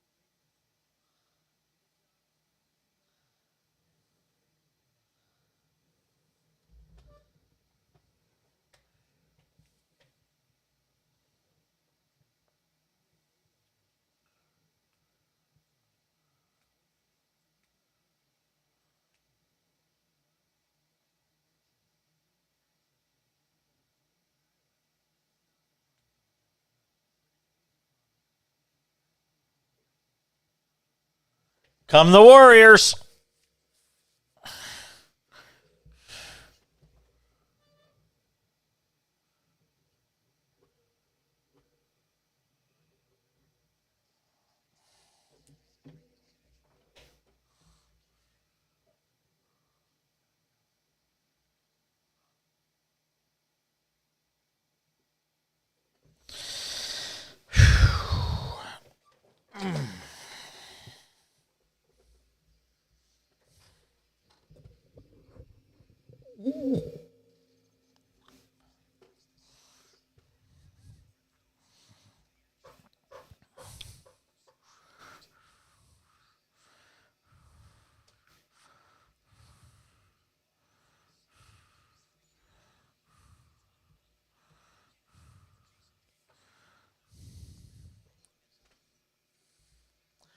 Final hour of a Tuesday/Wednesday edition of the show.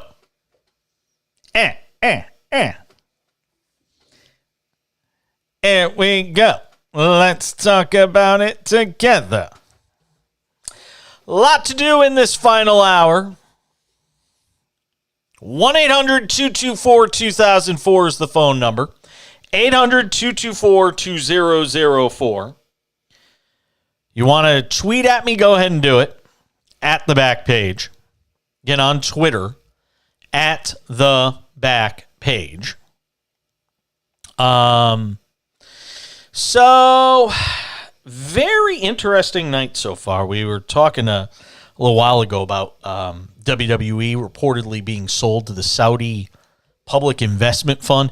Here's another possibility that I want to float, by the way. This deal may not... Look, the reporting is that this is what's happening.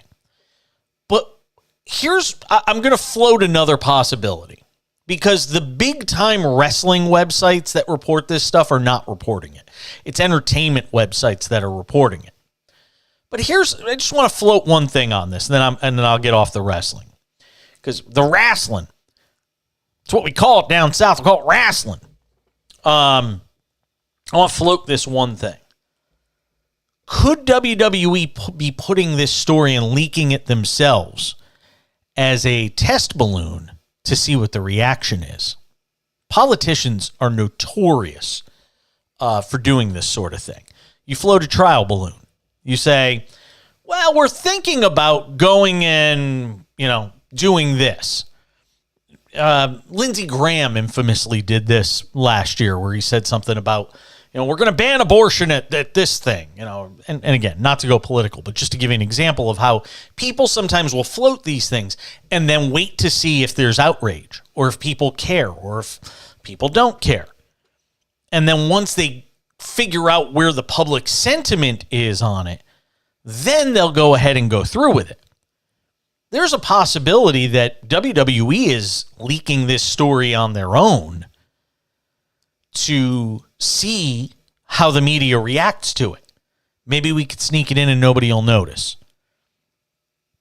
That sort of thing. So I'm fascinated by the myriad dynamics that are at play when it comes to this right now. This isn't the last we're probably going to talk about it, but it is the last we will talk about it for tonight. 1-800-224-2004 from anywhere in America, 800-224-2004. You can also hit me up on Twitter at the back page if there's anything you want to weigh in on as we go through the program tonight. I said this last night on the show, and I always love to be vindicated. I always love to say something and then see the loud talking heads say it the next day after I've already said it. And that's this idea that, the Bears have the number one pick right now as far as the 2023 NFL draft is concerned. So conventional wisdom is you'd go and get yourself, the best quarterback in the draft. And obviously there are a number of guys that could potentially fall into that category, whether it be Bryce Young, a C.J. Stroud. Those are two of the names that are certainly being floated about. There's only one problem. The Bears got to see some of the real upside of Justin Fields this year. And there's a feeling around the organization that he could finally be developing into the quarterback that they, hoped they were getting when they got him out of Ohio State. The problem is, aside from Darnell Mooney and Cole Kmet, the wide receiver core in Chicago has not really been anything to write home about. So I think the more likely scenario, and I said this last night on the show, I don't think they're drafting a quarterback unless they see something. And I said this last night, unless they were blown away in the combine by somebody, or these private workouts that quarterbacks do now, because some of them skip the combine because they don't want to be, potentially bombing those, or sometimes they do the combine and the private workout, or some combination of the two. But what may happen here is they may trade this pick. And there's a lot of different ways the Bears organization right now could go as it relates to this pick. And their general manager, Ryan Poles, basically backed Justin Fields, said he's our starting quarterback for 2023. Said, quote, we'd have to be absolutely blown away to take a QB number one. Now, there's good and bad to this. They can, they're getting close to the time where they're going to have to give Justin Fields a new contract. That rookie deal runs out. You got to go and decide what you're doing with him. You go and draft a Bryce Young type quarterback or a CJ Stroud type quarterback. Now you basically restart the clock. But you're going and getting a guy who's never played a single down in the NFL and might be great. It might be a total bust, and now you've just mortgaged off 3 more years of your franchise's future. And now you're an afterthought in the league at that point.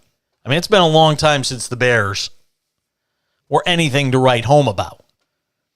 You now are going to have to tell a fan base, be patient for 3 more years while we groom Bryce Young or CJ Stroud. Bears fans, they're not going to put up with that. They're just not. That fan base will go away. You're talking about trying to build a new stadium, all these different things that they're talking about. What's the impetus? You can't put a winning product on the field. So there's a lot of things at play here when you analyze where this Bears organization is. And again, we talked about this on the show last night, and lo and behold, the big giant media outlets talked about it today, and it's all over the place. But we were talking about this last night, that this was a possibility if you really examine the Bears situation closely. That's why if Cal McNair even dared to fire Lovie Smith because he went and won the last game, it'd be the most short-sighted, stupid thing ever, because they may still wind up getting the quarterback they want anyway. And I don't think anybody's going to lose with CJ Stroud or Bryce Young. I like both of these guys. So we'll see what the Bears do as we continue to go through this offseason, but I wouldn't be shocked if we get to draft day and it isn't the Bears that are on the clock at number 1. Or do you go and look at, getting the top receiver? The problem is you can trade down and still get that receiver. I'll even throw this out there. Mike Tannenbaum, former NFL GM, had a very interesting idea. And this is, again, it's another way the organization can go. If they're really wowed by one of these 2 or 3 quarterbacks that are going to be at the top of the draft, another possibility is that the Bears trade Justin Fields, use their number 1 draft pick, Bryce Young, go get Bryce Young out of Alabama or CJ Stroud. And Tannenbaum said he would actually do this, by the way. He thinks, quote, you could get at least a 1st and a 3rd round pick for Justin Fields. By the way, I think that's nuts. I mean, what team in this league is going to say, yeah, I'm going to go roll the dice and give away my 1st and a 3rd for Justin Fields? Would Houston do it? No reason they can go draft a quarterback, so that wouldn't make sense. Would Carolina do it? Would Carolina go trade a first and a third to go have Justin Fields next year? I don't think so. Doesn't make much sense to me. If you're Indianapolis, it beats going and getting another quarterback that's at the end of his career. I mean, who else is going to do this? Who else is going to make that sort of deal? The Jets? No. They're talking about getting a veteran quarterback to push Zach Wilson next year. Obviously, that's not Joe Flacco anymore at this stage of his career. Who do you go get to push Zach Wilson? Is it Justin Fields? No. I mean, so who's doing that deal? Even if you want to say, all right, that's a good idea, Mike. Let's go and make that deal. And I've interviewed Mike before. I like Mike. But is that the deal you're making if you're any team? Are you that confident that you've seen enough positive improvement from Justin Fields this year that if you go and surround him with some great receivers, that could be the guy? You're going to trade a first and a third for that? I don't think so. I still think the most likely scenario is that Fields winds up staying in Chicago and they trade the pick. You could probably get a lot of good stuff for that pick. I mean, I'm just trying to think of some of the teams that might be drafting lower that would love to get to the top and what they could give up. I don't have the draft board in front of me. I didn't really want to go that deep into it, but more just to talk about the fact that the Bears are basically right now making it clear that as of today, Justin Fields is their guy. 1-800-224-2004, 800-224-2004. Hit me up on Twitter if you've got a thought as well. At the back page. Would you trade for Justin Fields? What would you do if you were Chicago? Hit me up on Twitter as well, at the back page. We'll update you on the Suns and Warriors. Golden State trying to make a run. They're midway through the fourth quarter in San Francisco. Suns playing with basically all their reserves tonight, and they're on the verge of scoring a huge win in San Francisco against the Warriors. What really happened last Monday night with Damar Hamlin? We'll get into that next on the Cash In.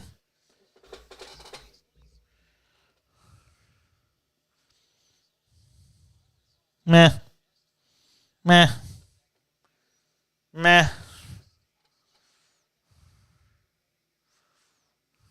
Mm-hmm.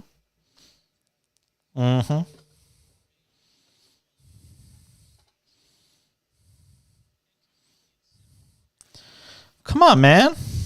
Read the news. So your dad's okay?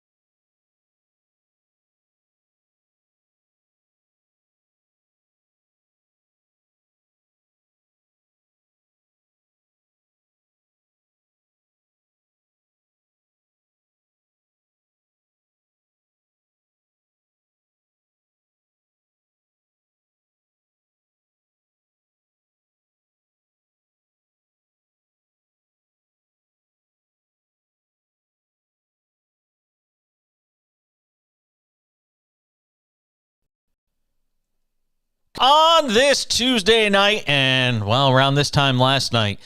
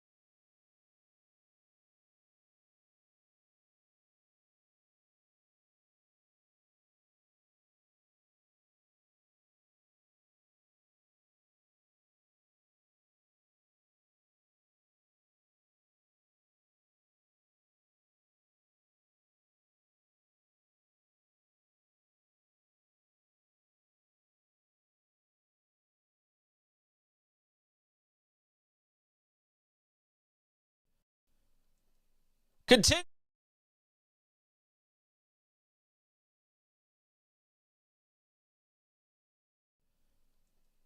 Continuing on this Tuesday night, and, well, around this time last night, I think we all knew it wasn't going to be very pretty at the college football playoff championship game. The national championship game, it went to Georgia 65-7, which is just stunning, against TCU. Let's bring in our man, Bill Bender. He was at the game in La La Land, watched the execution in person. On the screen, for those watching the show, on Twitch or any of the other video platforms we're on, it normally says, the name of the guest, picture, name of the guest, and then it says college football analyst, sporting news. I almost was tempted to put under your name witness to an execution because it felt a lot like that. I mean, that's sometimes, college football that are begging for Cinderella. Well, that's what happened. I mean, Georgia they played their A game, and their home run swing is light years ahead of TCU with all the talent they had. I mean, Stetson Bennett played brilliant. They managed the 3-3-5. They really could have done whatever they wanted offensively, and pressure got to Max Duggan, with the exception of one coverage breakdown. And they could have won that game 70-0. It wouldn't have been, or 72-0. It wasn't out of the realm of possibility. That's just stunning to me. I mean, that you could have a college football championship game, that you have two teams go through their season, and, we sort of look at TCU as this great story.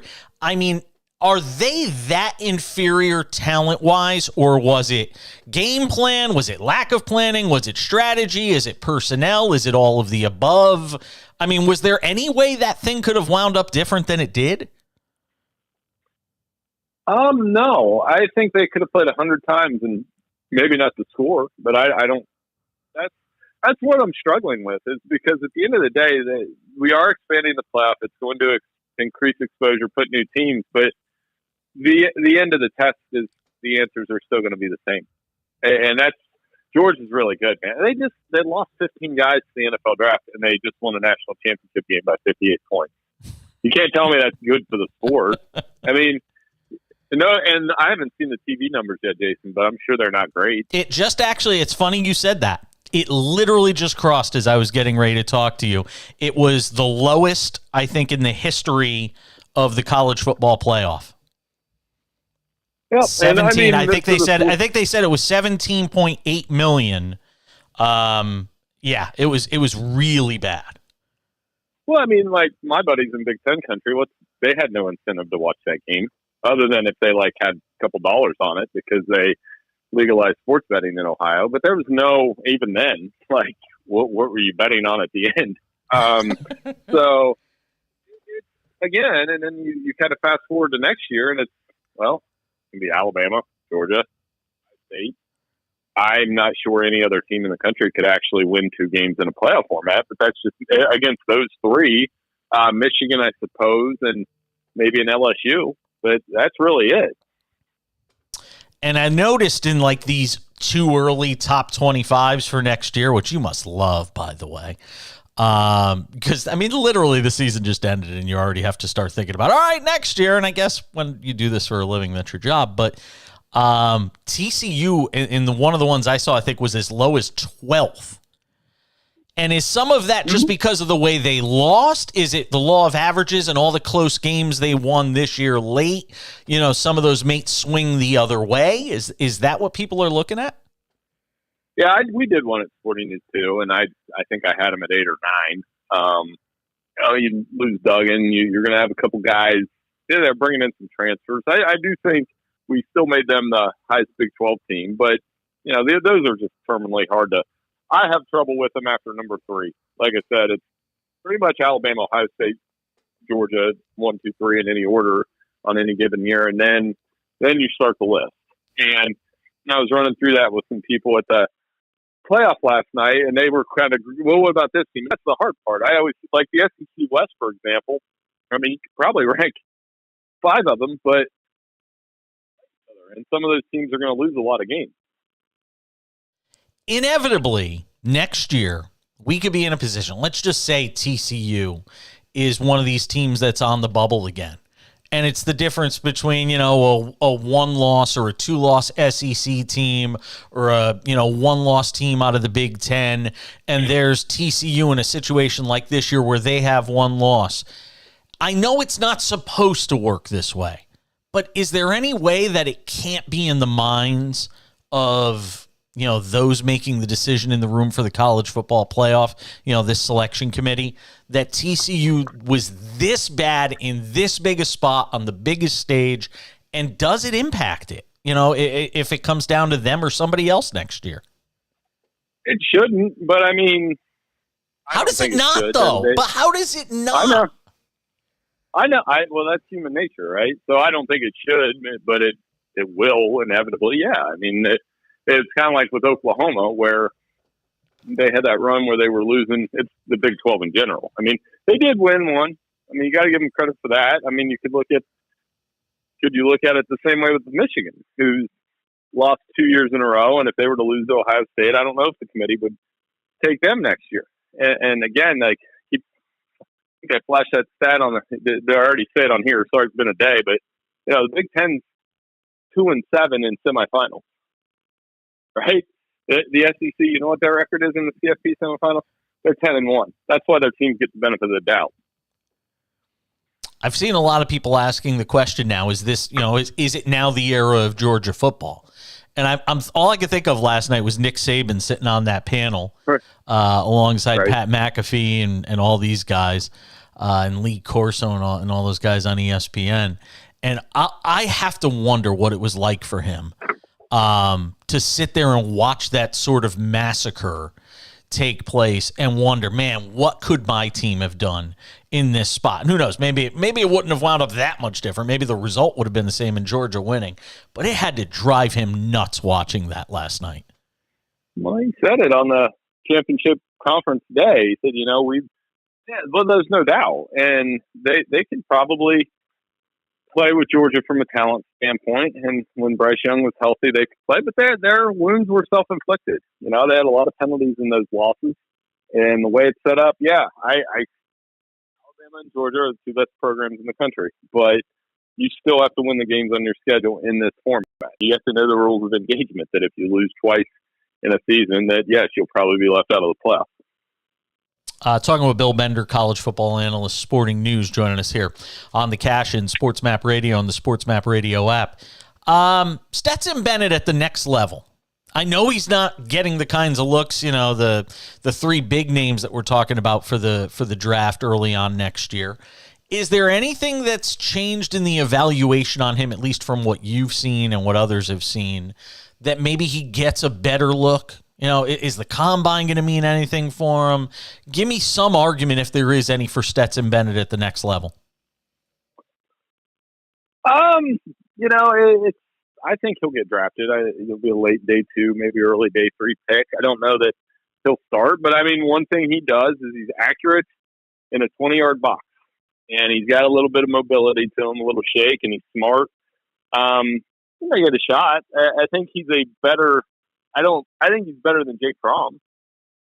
I'll say that. And Jake Fromm got a shot in the league. I think he started a couple games. And I don't mean to sound crass, but I don't really care, because it's cool that he had the college career that he did. And it's like Tommy Frazier and A.J. McCarron, and one of my favorite college guys. He's playing in the league a little bit, and I always thought he was a great player that not be great in the NFL. But you know what? You're not going to tell me that Trace McSorley wasn't fun to watch at Penn State. He was fun to watch at Penn State. And I get what you're saying. I was talking about this on the show last night. Just to finish up here, I was talking about this on the show last night. I was like, for so many of these quarterbacks and so many of these players, like, this will be the high moment of their like football lives. And I was saying it with regard to Stetson Bennett, because you know what? It's just all, even you think of Tim Tebow's career. Oh, it was amazing, and then it's just all downhill from there. Like, for most of these guys, Joe Burrow might wind up being the exception. We talked about it last night. Joe Montana is the only quarterback to win a college football national championship and then win a Super Bowl. Like, it doesn't happen very often. Usually this is about as good as it gets. Yeah, and that's a great point, because there is that list of quarterbacks. I always like several that have got like 3 of the 4, and the 3 being a national championship, a Heisman Trophy, an NFL MVP, and a Super Bowl. But it's hard to get, like, Staubach had like 2 of them or 3 of them. Oh, I think it was number 1 pick was the other one I was talking about. And it's hard, but that's a great point. And Joe Burrow, I think, is going to join that list pretty soon, because I really like the way the Bengals are playing. And it's a matter, if it's not this year, they're going to win a Super Bowl with him as quarterback. Yeah, I agree. Bill Bender, college football analyst, Sporting News. It's been fun all season. I'm sure we'll do it again during the offseason. Thank you, friend. Hey, no problem. Thanks for having me on. We'll come back and wrap up the hour next.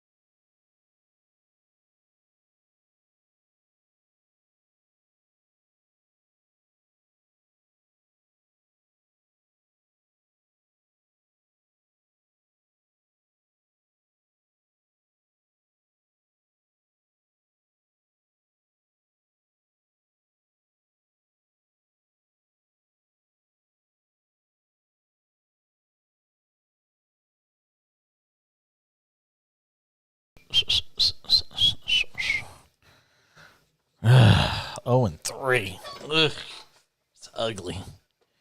It's ugly.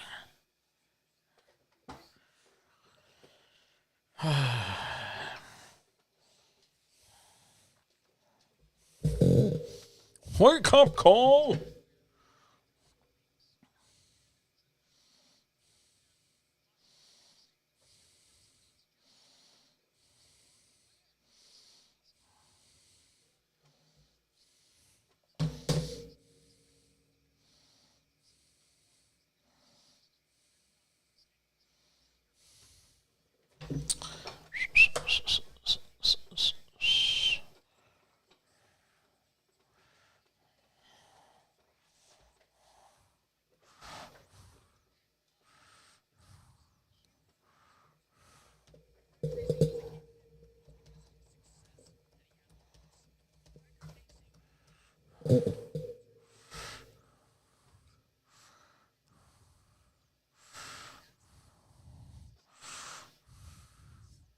So you get nothing.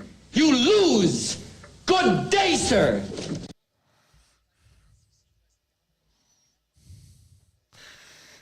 So you get... Yeah.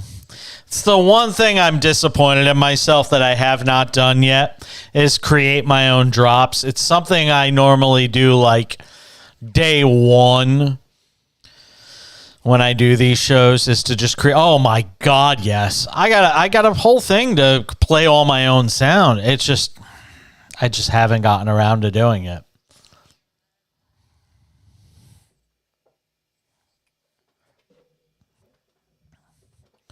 Yeah.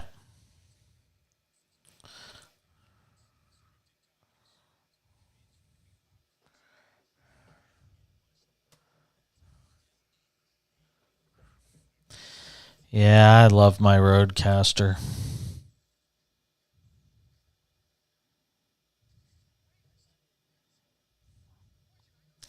I would regret it too if I was you.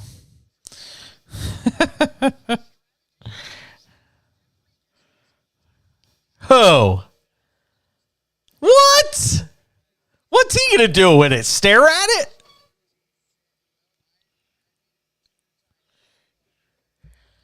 Oh, come on, man.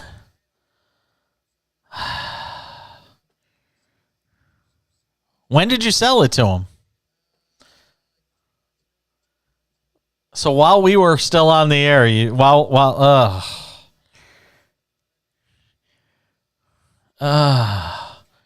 I even want to know how much you sold it to him for?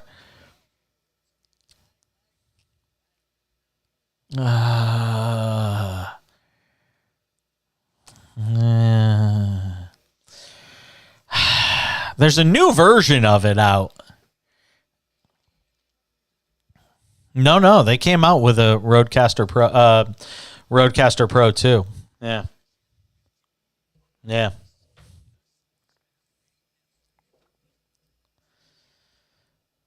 Well, Mama said there'd be days like these. There'd be days like these, my mama said. Suns beat the Warriors by 12 tonight, meaning our 3 live bets tonight were losers. Yeah, not our best night, unfortunately. The Suns have... I mean, the reality is the Suns have let us down lately. The Warriors have let us down. There's no getting around it. So you get nothing. You lose. Good day, sir. Yep. Gene Wilder sums it up best. Just, you had, everything tells you the way the Warriors have played at home, the fact that you've got the entire Warriors starting lineup back intact. The Suns are playing with their G League team. And the Warriors still can't win. Ugh, it's so bad. So bad. So we had the Warriors plus 9.5. We had the Warriors plus 1.5. We had the Warriors on the money line. And again, they are all losers. Last but certainly not least, especially if you are the person we are about to talk about, Carlos Correa is apparently going to be, and I'm careful to say is because he still has to undergo the physical, and we know how that's gone so far with the Giants and the Mets. Carlos Correa is going to the Minnesota Twins? Wait a minute. Isn't that where he just came from? Yep. Carlos Correa and the Twins reportedly agreeing on a deal that brings about to an end a 28-day saga that involved originally the Giants, then it was the Mets, and now it's right back where he played last season. Carlos Correa to the Twins after talks with the Mets die because the Mets had the same issue the Giants did, and that was a 2014 injury in the minor leagues that Correa suffered, even though he hasn't had a single injury throughout his entire time in the major leagues that is attributable to that surgically repaired right leg. Still, the Mets, who had originally offered him 12 years, $315 million, decided to do the most Mets thing they can and figure out a way not to sign Carlos Correa, who goes to the Twins. They're finalizing a deal said to be 6 years, $200 million. And again, it's pending a physical. Now, the one thing I'll say before I throw in the caveat that it's not done until it's done is the Twins have already examined this guy. He's already signed with them once before. So they know what the reports are. They know what's in that physical, which is probably why at the end of the day it's a 6-year deal and not a 12 or a 13-year deal. But this is a full deal. It includes a vesting option for 4 years and $70 million that will become official if Correa passes a medical review, which is currently taking place as we speak. So, I mean, this is going to be an enormous contract.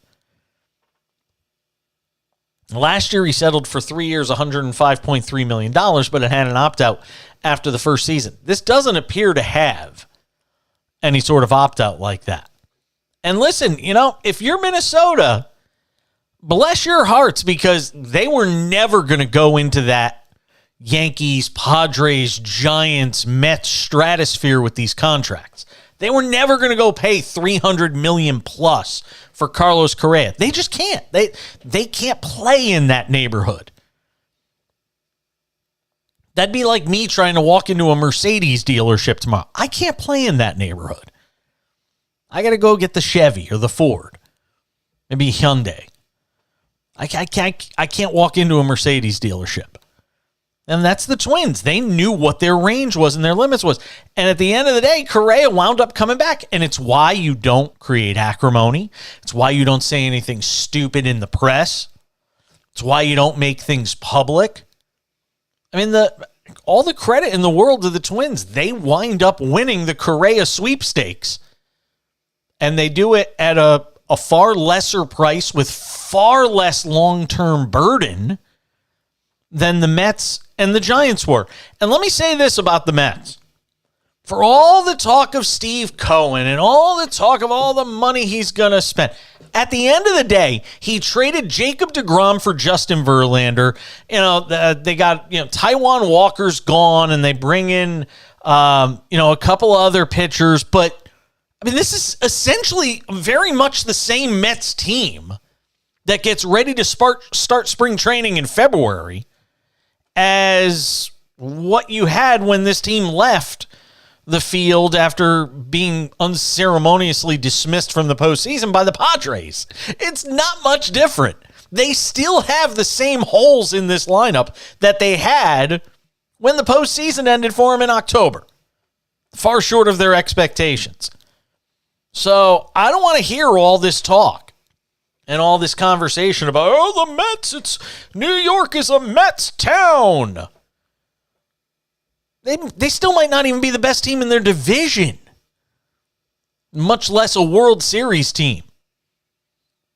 And by the way, and this is not me trying to pour water on the Verlander signing, but you're getting Verlander, a couple of years removed from Tommy John surgery, at certainly much closer, not just to the back nine of his career, but to the final few holes of his career, to use a golf metaphor, than Jacob deGrom, who still has some high productivity years left.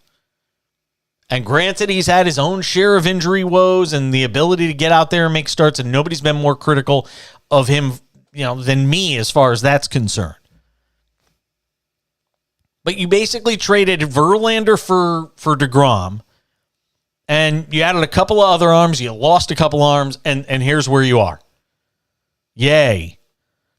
So for all that talk, the Mets could not figure out a way to get Carlos Correa under their umbrella. It was done. They couldn't figure out a way to do it. Largest contract ever for somebody from the Twins, topping his own contract from last year. Byron Buxton got a $100 million deal. Joe Mauer back in 2010 got a $184 million deal. But, all the power to the Twins. That's a big signing for them. And to have him locked up for the next 6 years, I'm kind of surprised he would want to. I mean, are you ever winning a World Series in Minnesota? Go and look at the American League picture. I mean, and are they going to be able to afford, even with that contract, are they going to be able to afford to go and get the things around him that they need to be able to compete with the Yankees, the Indians, the Guardians? Sorry, they're not the Indians anymore. Yeah, I got to put $1 in the jar. Go look at how good the talent is around the American League. This is a team that didn't even make the postseason with Correa last year. It's going to be interesting to see how they build around him. Buxton's a great player. Royce Lewis is a budding star. Jose Miranda, Polanco, got Alex Kirilloff, who I know they're high on. They signed Joey Gallo. I'll tell you, I think Joey Gallo is going to be one of the greatest beneficiaries of the shift leaving baseball. Because nobody's numbers have been impacted more than Joey Gallo. And interestingly enough, another guy whose numbers have actually been negatively impacted by the shift is Aaron Judge. So imagine what he's going to do this year. If you thought last year was a season for the ages, look out. The numbers for Judge this year could be even bigger, if that's possible. But Joey Gallo, Christian Vasquez, they got the batting champion in Luis Ariz. We'll see what happens in this offseason for the rest of this offseason. But, I mean, that's pretty much it. The game of musical chairs is done. The only other one I think that's out there is what? Dansby Swanson? I think Dansby Swanson is still a free agent, if I'm not mistaken. And, I mean, again, this game of musical chairs that sort of goes around. No, the Cubs got him. Never mind. Cubs got Dansby Swanson. Okay. I wanted to make sure I was right before I said it. So Dansby Swanson.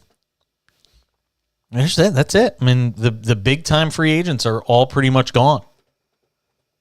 Manny Ramirez is still out there if anybody's looking for a power bat. No, I'm serious. He still wants to play. We're out of time. I can't keep talking about Manny. Jesus.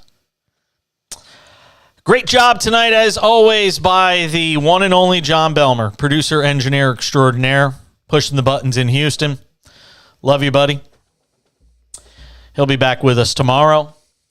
I'm Jason Page. We'll catch you back here on Wednesday night, 10 p.m. Eastern, 7 p.m. Pacific for the cash-in on SportsMap Radio. Bye!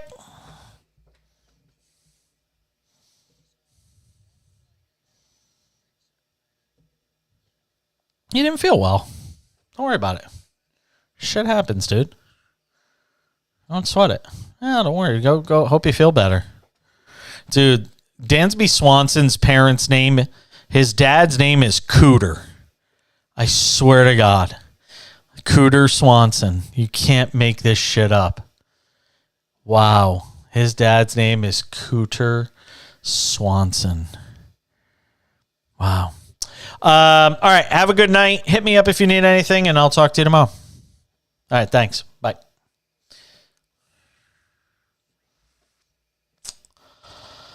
All right. That is going to do it. I didn't want to do it. I didn't want to do it.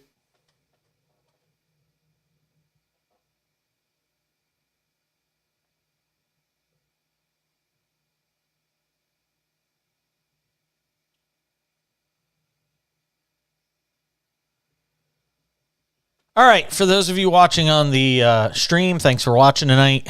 It's going to wrap it up for us. I will talk to you all tomorrow. Have a great night. Stay safe wherever you are. We'll do it again on Wednesday night. Have a great night. Bye.